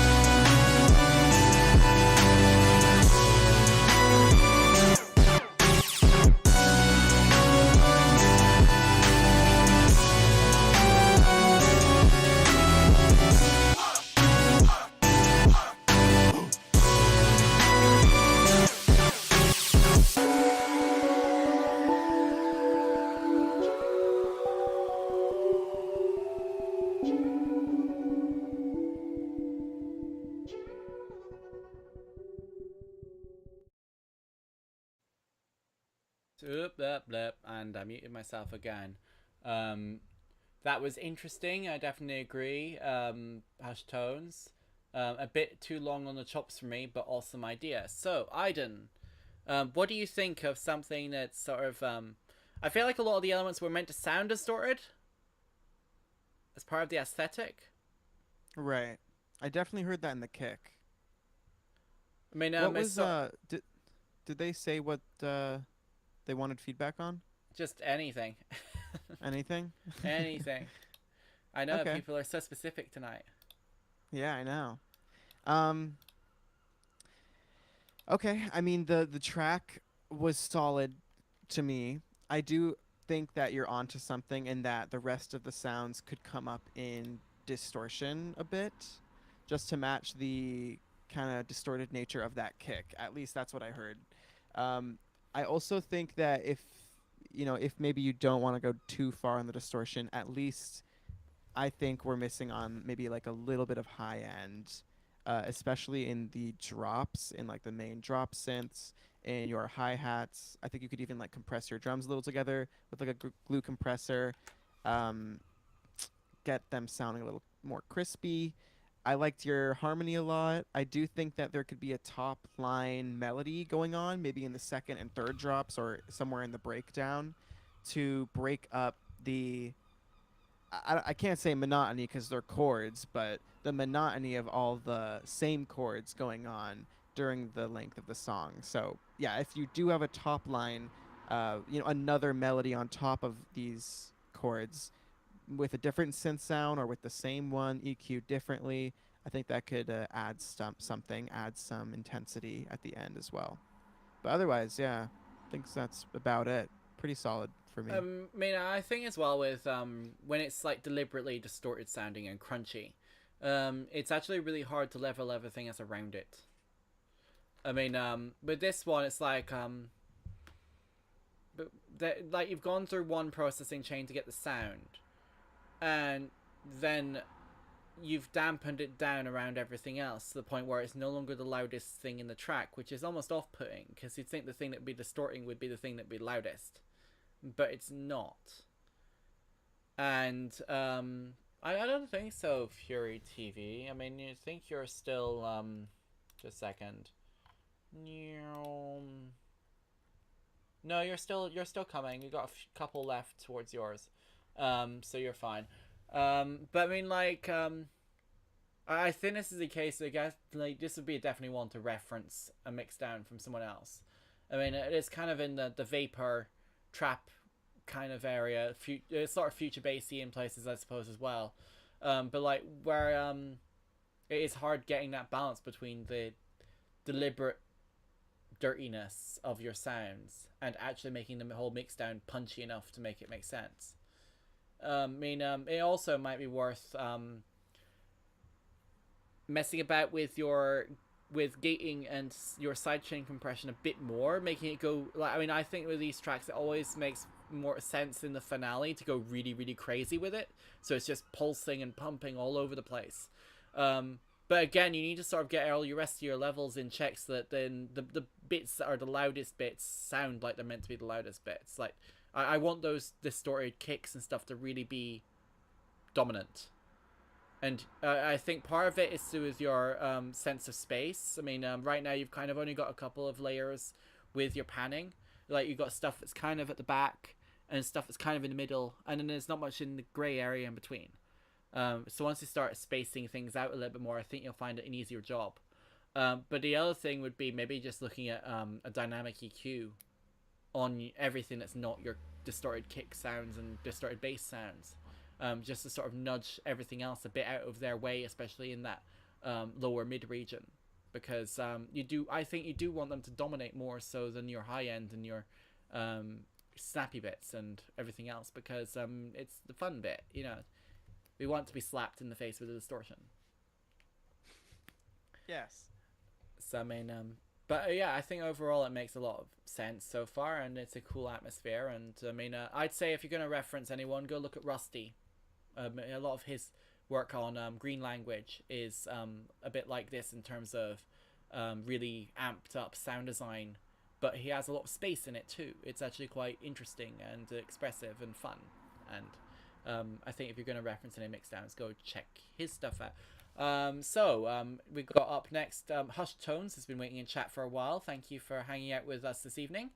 There's also Samfire Ninja. You sent us a Spotify link. I'd like to know who you distributed with first before I play this, because some of them have integration with Twitch and YouTube and some of them don't. And the last thing we want is random copyright strikes for no reason, because that can make life very difficult for channels like ours. So for now, until you get back to me, I'm going to play Hushed Tones with Wanderer V4 Pre-Master set.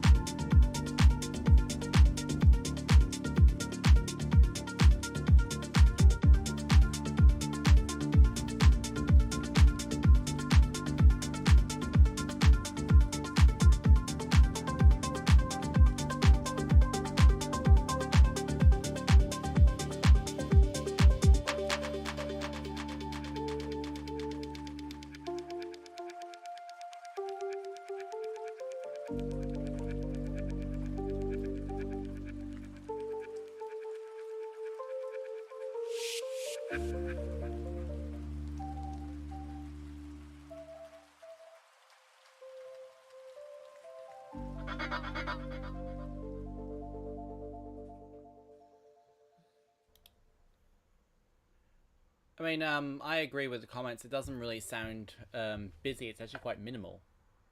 This track, I mean, it's a minimal, housey, slightly techno-y tune. I mean, I feel like the that lower bass sound it almost sounded like it was meant to be some sort of synth, but at the same time, it has qualities that remind me a bit of a contrabassoon or an oboe.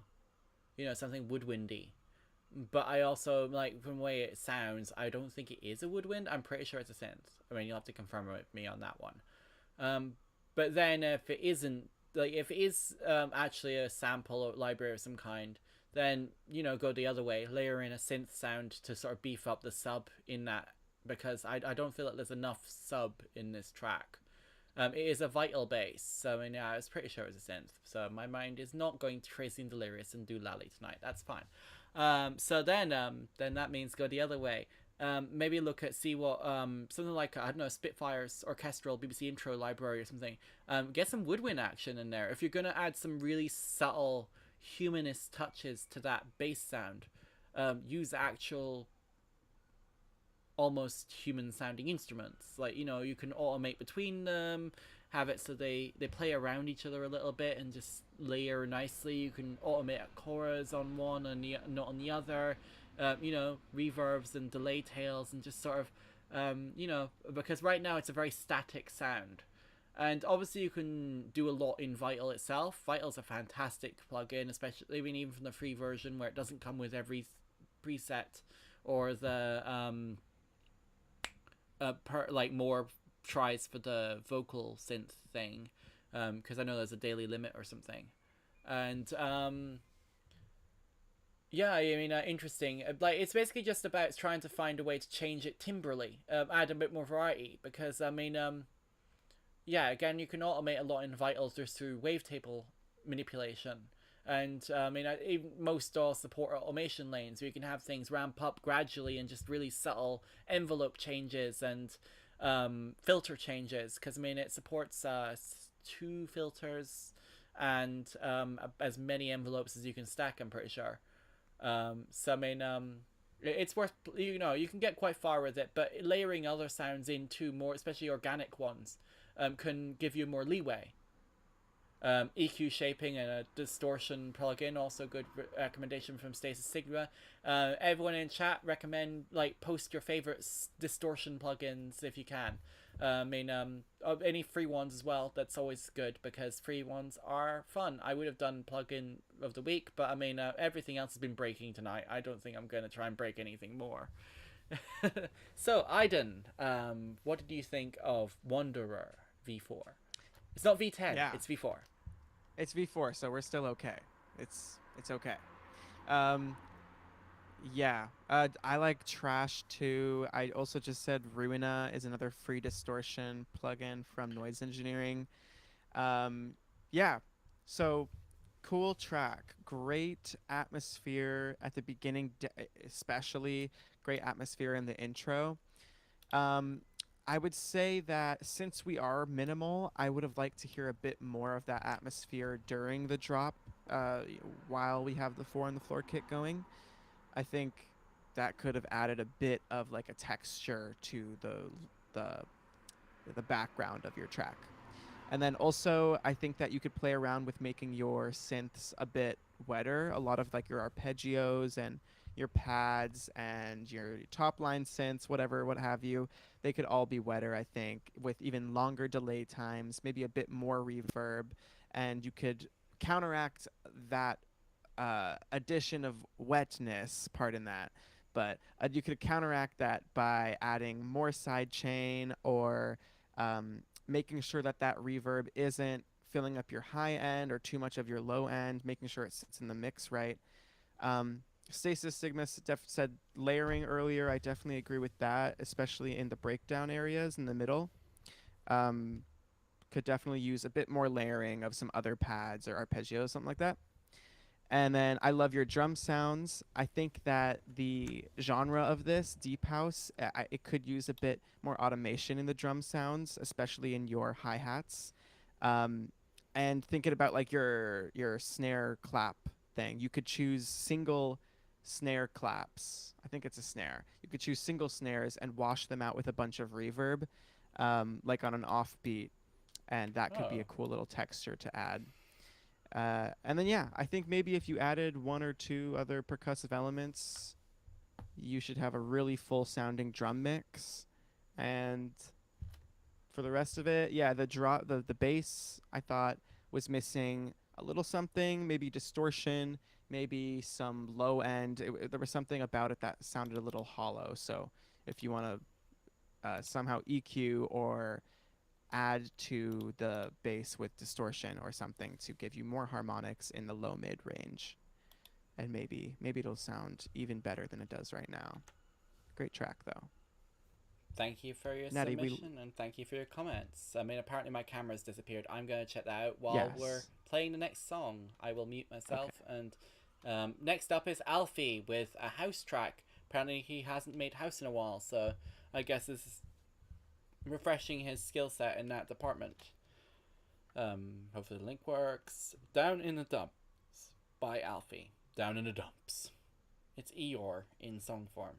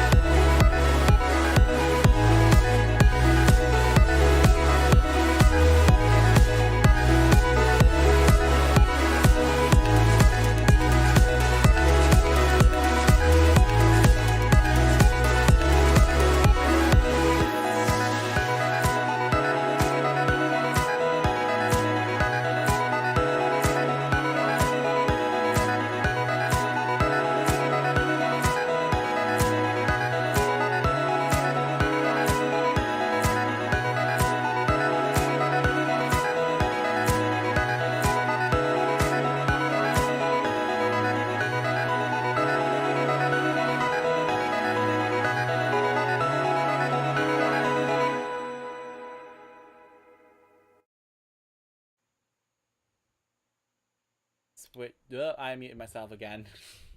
Yeah, as far as the camera disappearing, I accidentally let my other camera die, so we switched devices. Way. Anyway, so as far as the SoundCloud logo, Hush Tones Lousing, apparently it's something to do with wishing peace and love for Ukraine from SoundCloud. So I mean, fair enough, I suppose. I mean, I wonder if they're donating money to something or other. That does sound like something they would do. I would donate money from ILBC, but we don't have any money because nobody's donating tonight. No. But I mean, like, anyway, I don't really know what anything about whatever that stuff is right now. What I do know is that song doesn't sound like Down in the Dumps. It sounds pretty cheerful and optimistic. This isn't an Eeyore song at all. You lied. Sounds happy. It does sound happy, joyful, free. I could do with some more chord changes. I feel like you rush home far too quickly. I mean, which is fine in short bursts, but when you've managed to stretch it out the entire track, it can get a bit much. I mean, we're almost verging back into advertising territory immediately here. I mean, you know, like we're seeing pictures of like a video of people before they've had bought life insurance, and then afterwards everything's so much better and they're all so happy and cheerful. So I mean, Daniel suggesting to try reverse chopping it and playing it up because the melody is good. It's because you're happy you're home. Oh, that's nice. I mean, it's good that you can make you like staying home. You're happy at home. I mean, what sort of tension changes would you necessarily suggest, Aiden, that wouldn't change the mood from being happy? Like, how would you keep it, like, change it without changing it? That's a stupid question. Well, you could think of just some other happy chord progressions. You could really just stay in your major key and just kind of find out other chords in that key that maybe you haven't used in the 4-chord structure that you already have. Another way is also you could just try going up in notes. So I'll do a little singing. If the main melody goes da da da da da da da da da da, instead we can start with da da da da. That could be our breakdown section where we're just like kind of rising, but it's still happy, still can lead us back into our original chords. Or you can go slightly tense and sad. Yeah. Duh, duh, duh. Oh yeah. Oh yeah. You could do anything. I can't. I'm just going insane at this point. Ignore me. Yeah. It ends with noise. It ends with noise. And yeah. That's one way to do it. Some other thoughts? I think it's fun so far. I mean, it is just a case of adding more variety to sort of trying to keep the glee sound just really happy. Well, I mean, if you want to go all the way, add mallets, xylophones, stylophone, marimbas, steel drums. You know, just sort of, if you're going to add a change up, maybe change from really synthy obvious to percussive, but still happy.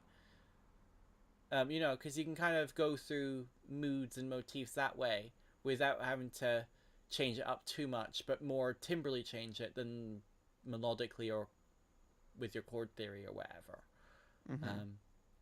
Because right now it's very timbrally similar through the whole track, and I mean, I think that if you can shake it up in that regard a bit, it would help. But it is a cool track so far, and it was a happy vibe. I mean, you nailed it. If you really wanted the super duper saccharine happy, yeah, spot on. Next up we have Fury. And then I don't know if I've heard their music before or not, but I mean, I expect it's going to be angry based on the name. Maybe they've submitted before. I don't know. You're so cute. Okay, this is definitely not good. I mean, although I could be surprised, this could be a metal trad. It's like, you're so cute! I could imagine Rammstein doing that just to troll people. Alright, You're So Cute by Fury.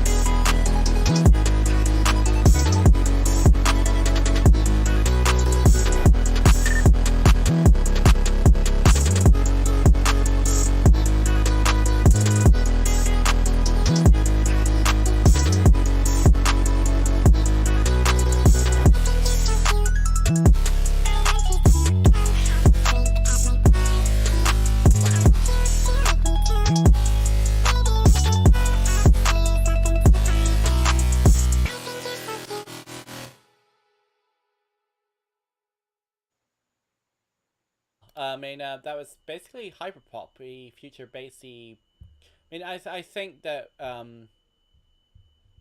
there's a Spotify probably has their own specific name for that one. Like you hear stuff like Dark Cat and what's their face? Well, I mean, just Snail's House. I don't know. Anyway, that sort of VTuber energy. Yes, this is definitely. It's sort of aggressive in places, but it still has that cutesy, poppy feel to it. And I mean, production-wise, I didn't hear anything weird or out of place. Yeah, Snail's House. Okay, I'm in the right camp then. Sorry, I'm a little bit tired and my brain stopped working. So I mean, the fact that I'm at least remembering things correctly is always a good sign. Stasis Stigma. I like the vocals during the chorus section, but the vocal chops aren't anywhere near as clear. I would have loved them more clean. I also would have loved more reverb and delay. I mean, they definitely could be pulled forward a bit more, I think. And they usually, Stasis Stigma usually hates silences before drops, but did it perfectly. Is it good to rap with? I mean, it's possible. It's possible, but you're gonna have to get a really good rapper, I think. Someone who can, like, they're gonna have to go fast to match the tone. I don't think this would work with a slower Snoop Dogg rap or anything like that. You know, you want something really punchy and quick and not necessarily super lyrical, but it has to have a decent fast flow where everything's kind of just sort of sliding into each other a little bit. You definitely end up processing it to match the way you've done the vocals here again in that hyperpop style where everything's really heavily tuned.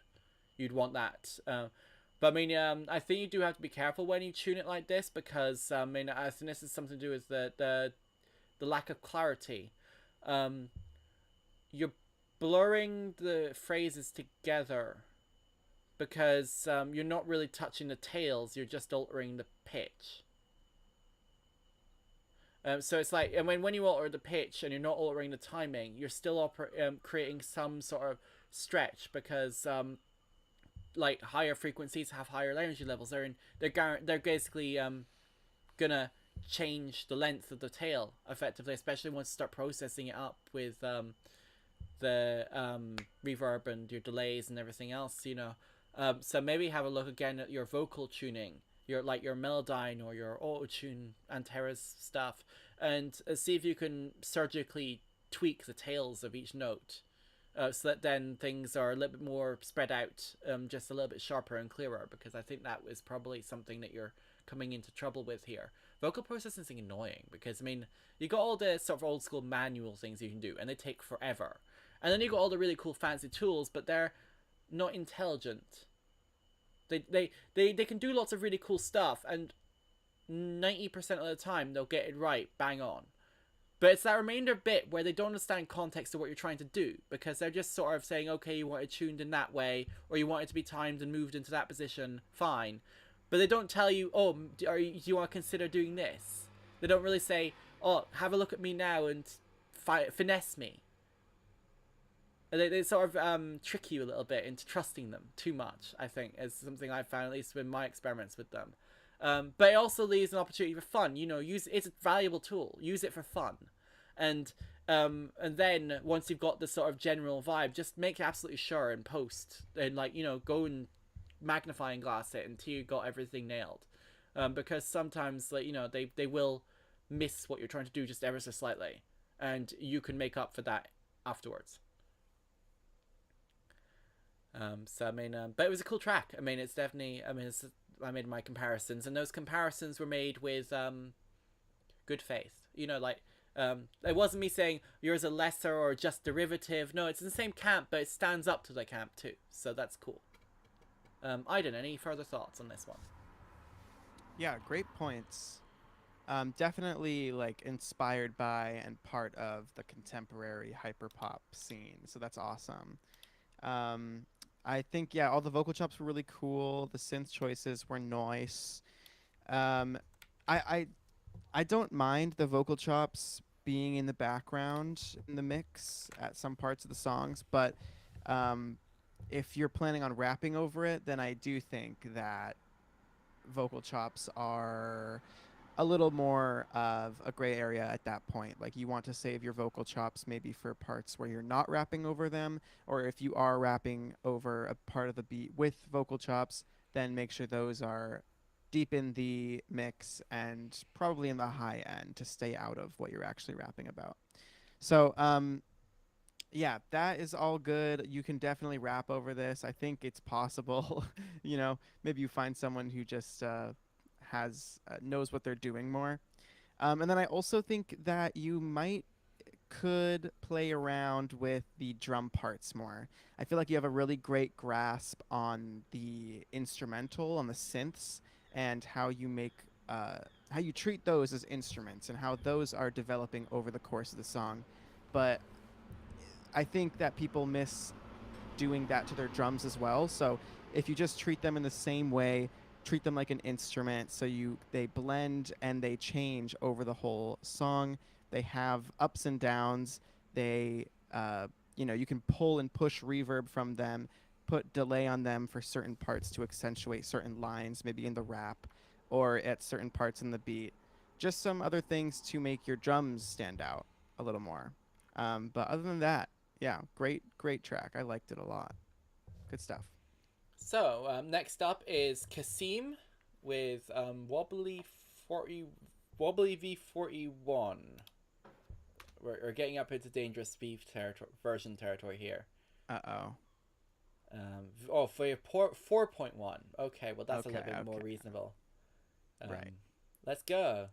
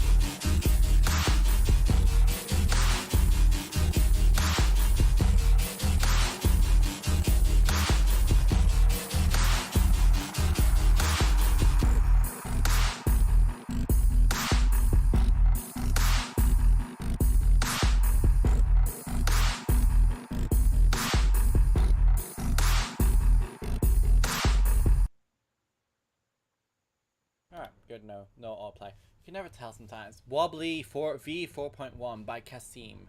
Daniel MacPhee in the chat saying, very unique, try playing with a different lead synth sound on the intro, as it felt different from the rest of the sounds. Stasis Sigma saying that, that they love this, but wish it didn't take so long to get to the bit that they loved. I think they felt the intro was a little bit overblown.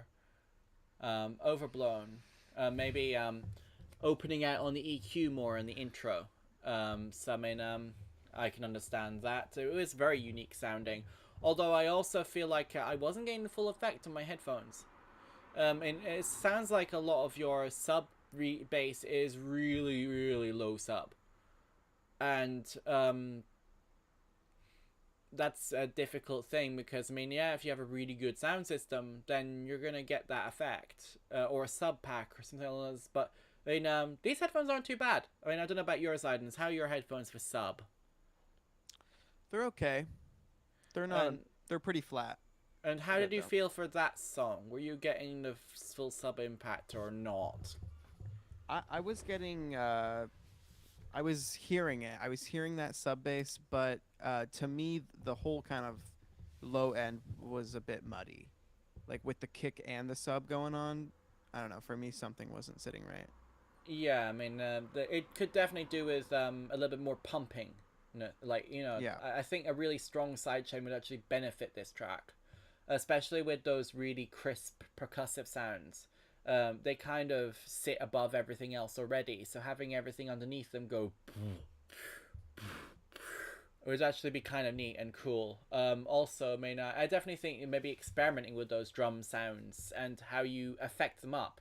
Like, you know, you don't have to keep a static sound. You could use things like flanger, or just to even filtering, you know, just have it so that they're warping and sculpted around everything else. Because this track is a very well, I mean, it's almost got that I'm gonna go tripping vibe to it, which means you don't want any of your changes to be too overt, but it does mean you can get really weird with it and get away with it, which is something that you can't always do with, say, a pop track. You know, these tracks are the tracks to have fun and show off what sort of bizarre effects chain you can come up with. So I mean, I definitely would maybe push it further. It's a case of I'm not going to suggest what to do specifically beyond go wild. You know, just if you think that you could get a 20 dub delays on a sound and just automate them all at different rates, do it. Like, you know, just try stuff. And then when you are done experimenting, then come back and say, okay, is my bass being reproduced properly on consumer hardware? Because right now, I mean, these headphones are quite bass emphasisy, and I still didn't feel like I was getting full effect. It's likely because you're lacking some of those upper harmonics that you need for less sub-compatible devices. I mean, chuck it on your smartphone. That's always a good place to reference. It's literally one of the worst environments possible because there's no space in a smartphone for actually good frequency response. They often pretend. Like, they'll emphasize specific parts of what they can reproduce to give you the feeling that they're reproducing everything, but they're not. It's a lie. But it's still really good for referencing in that regard, because then you know if it doesn't sound how you want it to, then it means your mixdown still needs work. So I mean, but thank you for taking us on that really trippy vibe. We do have a couple more to go. We're almost done. I'm sure this one's going to be quick. It's Zine actually checked in a second one. We have a couple of second entries this week, but I mean, that's like, I don't think it's too much. We can go on for another 15 minutes, right? You okay with that? Oh, that's good with me, yeah. Okay, so last few little bits, and yeah, check it on other systems. Like, you literally find the worst ones you can, and we're never going to sound exactly like you intend, but if it sounds mostly like you intend, you're on the right track. If you're clearly missing bits and not getting enough of that experience, then you need to go back to work with it. So this is a YouTube link. Watch this, is like Rick Astley or something. Oh god, why am I the thumbnail? Zine, you're such a troll.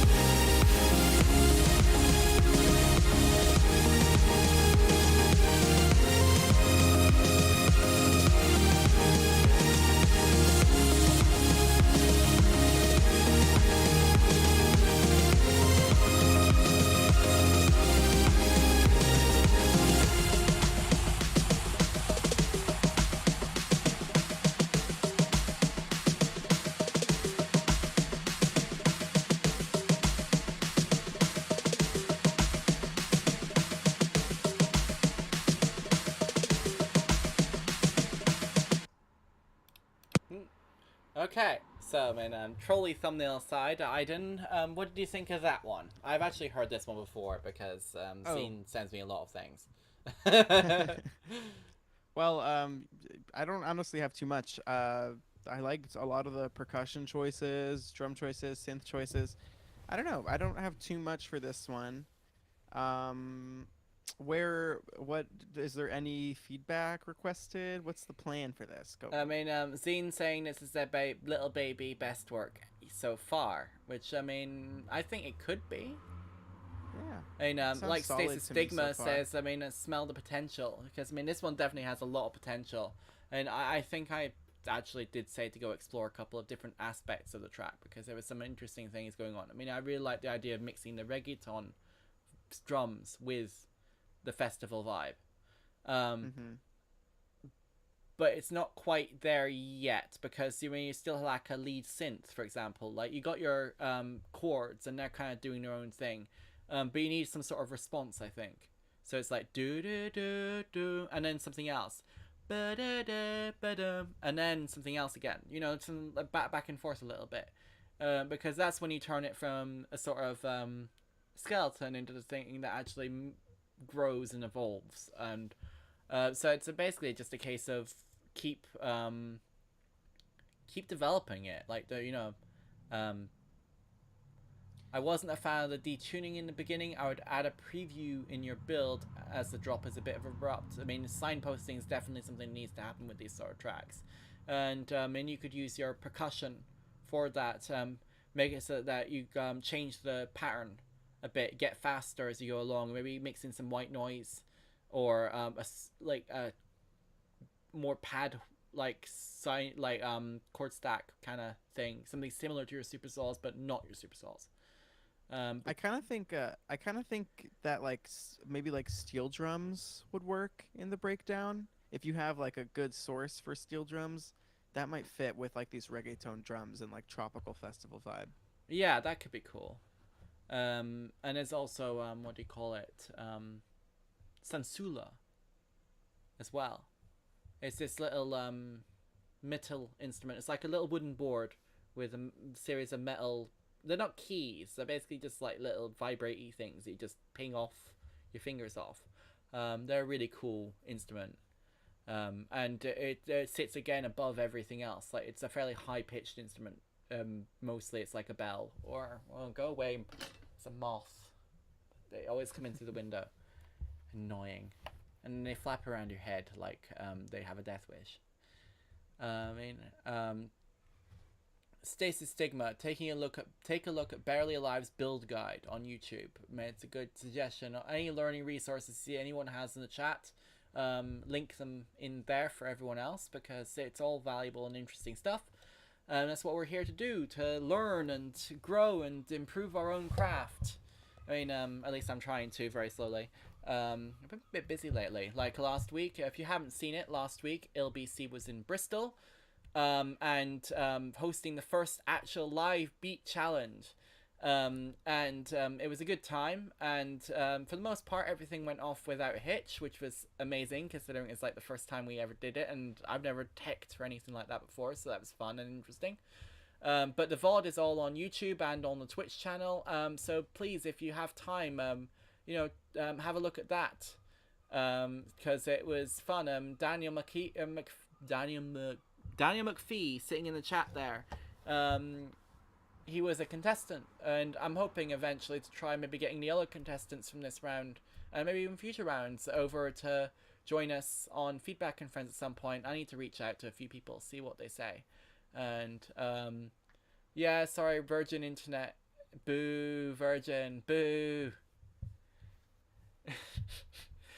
So we have just a couple more tracks for this evening. Oh no, I'm ruining everything. So this one's another one by Pratik. I don't know if it's very long or not. And then we've got one more after this, and then we'll close out for tonight. So thank you everyone for joining us this evening. Thank you very much for Daniel MacPhee for trying, because I know it's not your fault that computers and internet stuff, it's very complicated and annoying. And thank you so much for Aiden for also joining me from over in the States. You're in Denver, right? No, I'm in Boston right now. Boston. Okay, so but still, America. America. All the way, thousands of miles away from me. So, I mean, that's really cool. I mean, I appreciate everyone. You're all awesome people, especially the people who watch this. So, let's have a go. Day Rise by Pratique.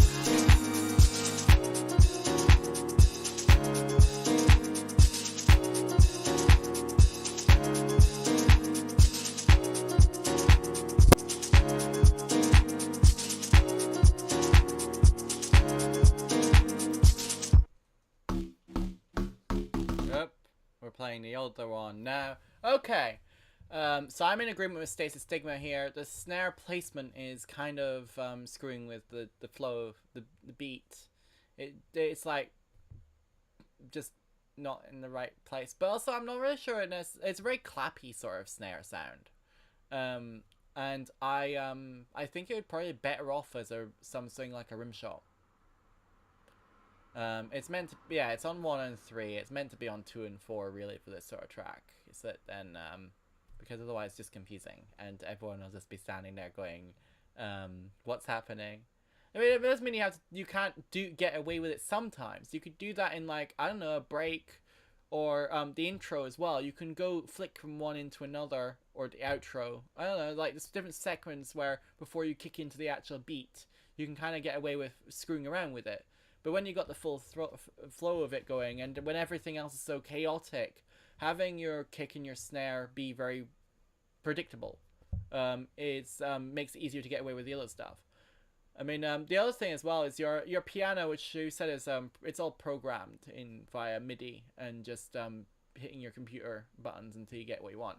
I feel like it would be really cool to have those ARPs in the background get more and more chaotic, like black MIDI kind of stuff. Because it's sort of a moment where you started crescendoing, but then you didn't do anything more interesting with the actual ARPs in the background. They were still sort of playing it safe. I think you could do more with that, because and also be careful, because right now you're kind of brickwalling the entire song all the way through, because all your percussion's really loud and your lead sounds are also all really, really loud immediately, and they never really let up. And that takes away from the power of that climax as well. So I mean, maybe look at what you can strip back a little bit in terms of volume. You can always automate your volume and your compressors and your limiters and all that kind of stuff too, to allow it to have that ramp up naturally. So, Aiden, any thoughts, or have your ears turned as to mush as mine have now? Yeah, they're getting there. But no, this one had great vibes. Great, like chords. I loved like the different sounds we're getting with like the piano coming in and the bigger synths coming in. I think that you should try a different way of building risers, especially when you're in the middle of one of your drops.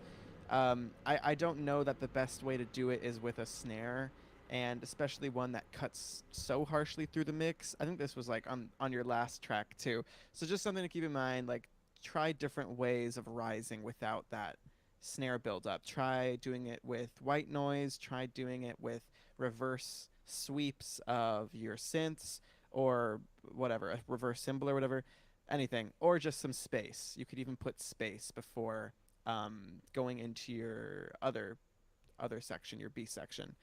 Yeah, again, with that snare, you could definitely change it from being on 1 and 3 to being on 2 and 4. I think that's generally more standard and would sound, I think, more in place.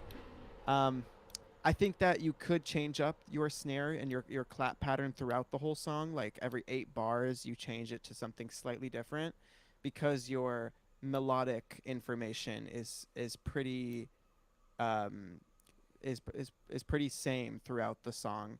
So I think changing something up with your claps could be kind of fun to listen to as you're listening to the song. Otherwise, cool stuff. I like your harmony a lot. So we've got one more track in the queue. I don't know, you and Daniel, I forgot to say at the start, you can link your socials and stuff in the Twitch chat.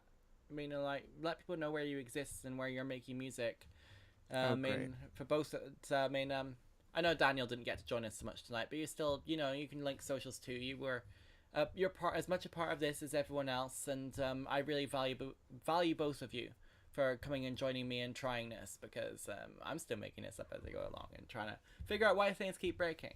So we've got one more tune. Is there anything you guys would like me to mention as well? I mean, any projects on Aiden? You know, the only project I have still out right now that's sort of current is my Kaleidoscope album. If you want to listen to that, that's all I ask. That would be great. And I'm on Instagram. It's my main social media, and I try to Twitch stream whenever I can. But that's it for now. Okay. Yeah. And Daniel, I know you can't speak on here, but if you're listening and still, link your stuff in the chat as well. I mean, and Daniel had a really cool set. I mean, all the contestants for the ILBC Bristol had really cool sets last week. Anyone watching, please go watch that VOD. I mean, there's a lot to appreciate there, and some very, very hard-working people making magic happen with their synthesizers and all sorts of other things. It's all very, very cool. So we've got one more tune here. It's another sort of duplicate second entry, I suppose, by Hush Tones. This will be closing us out for night. This has been Feedback and Friends, as glitchy as it ever usually is when it's me involved. I will try and figure out why some of my plugins have stopped working for next time. Thank you very much, everybody. And now we've got Boundless V8. We'll give our thoughts, and then we'll be closing out for the night.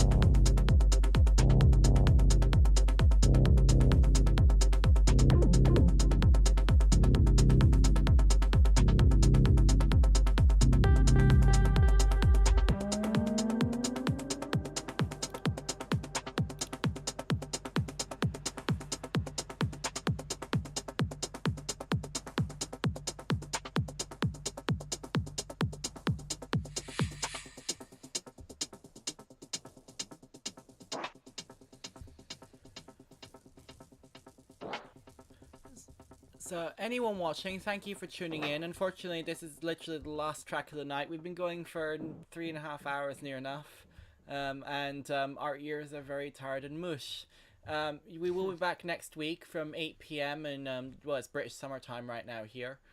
So 8 p.m. BST to whatever time zone you're in right now. I will reopen the queue. Usually I reopen it around Tuesday. So I mean, if you come onto our server, discord.gg/EDMP, and join us there, you can get the link to the form as well there when I go live. It'll be in the events and bots chat. So I mean, there's been a lot of comments about adding more Rumble and maybe adding more variety because there's lots of room to switch things up. I mean, this definitely sounds like a modular track, you know, like something you would actually play and have it naturally and organically morph and drift as the synth kind of does its thing. Because, I mean, it's not really a precise art turning knobs. You kind of just do whatever and hope for the best. And I'm sure some people are very precise with it, but I probably wouldn't be. Well, I'm going to hand it over to Aiden, who's more professed techno head right now than myself.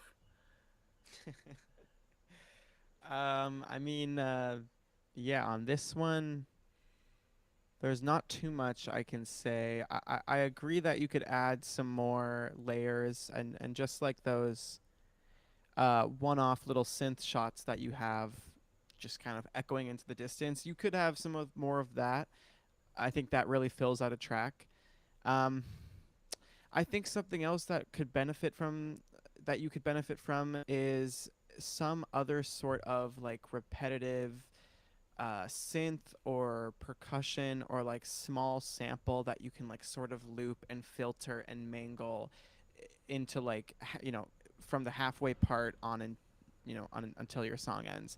Just something else to latch on to, because we have like the bass, we've got the kick drums to hold on to, but maybe something else to add on top of that is also very repetitive, but that is also being subtly morphed and automated throughout the whole rest of the track to add to some variety from the beginning and to keep it interesting for the rest of the track.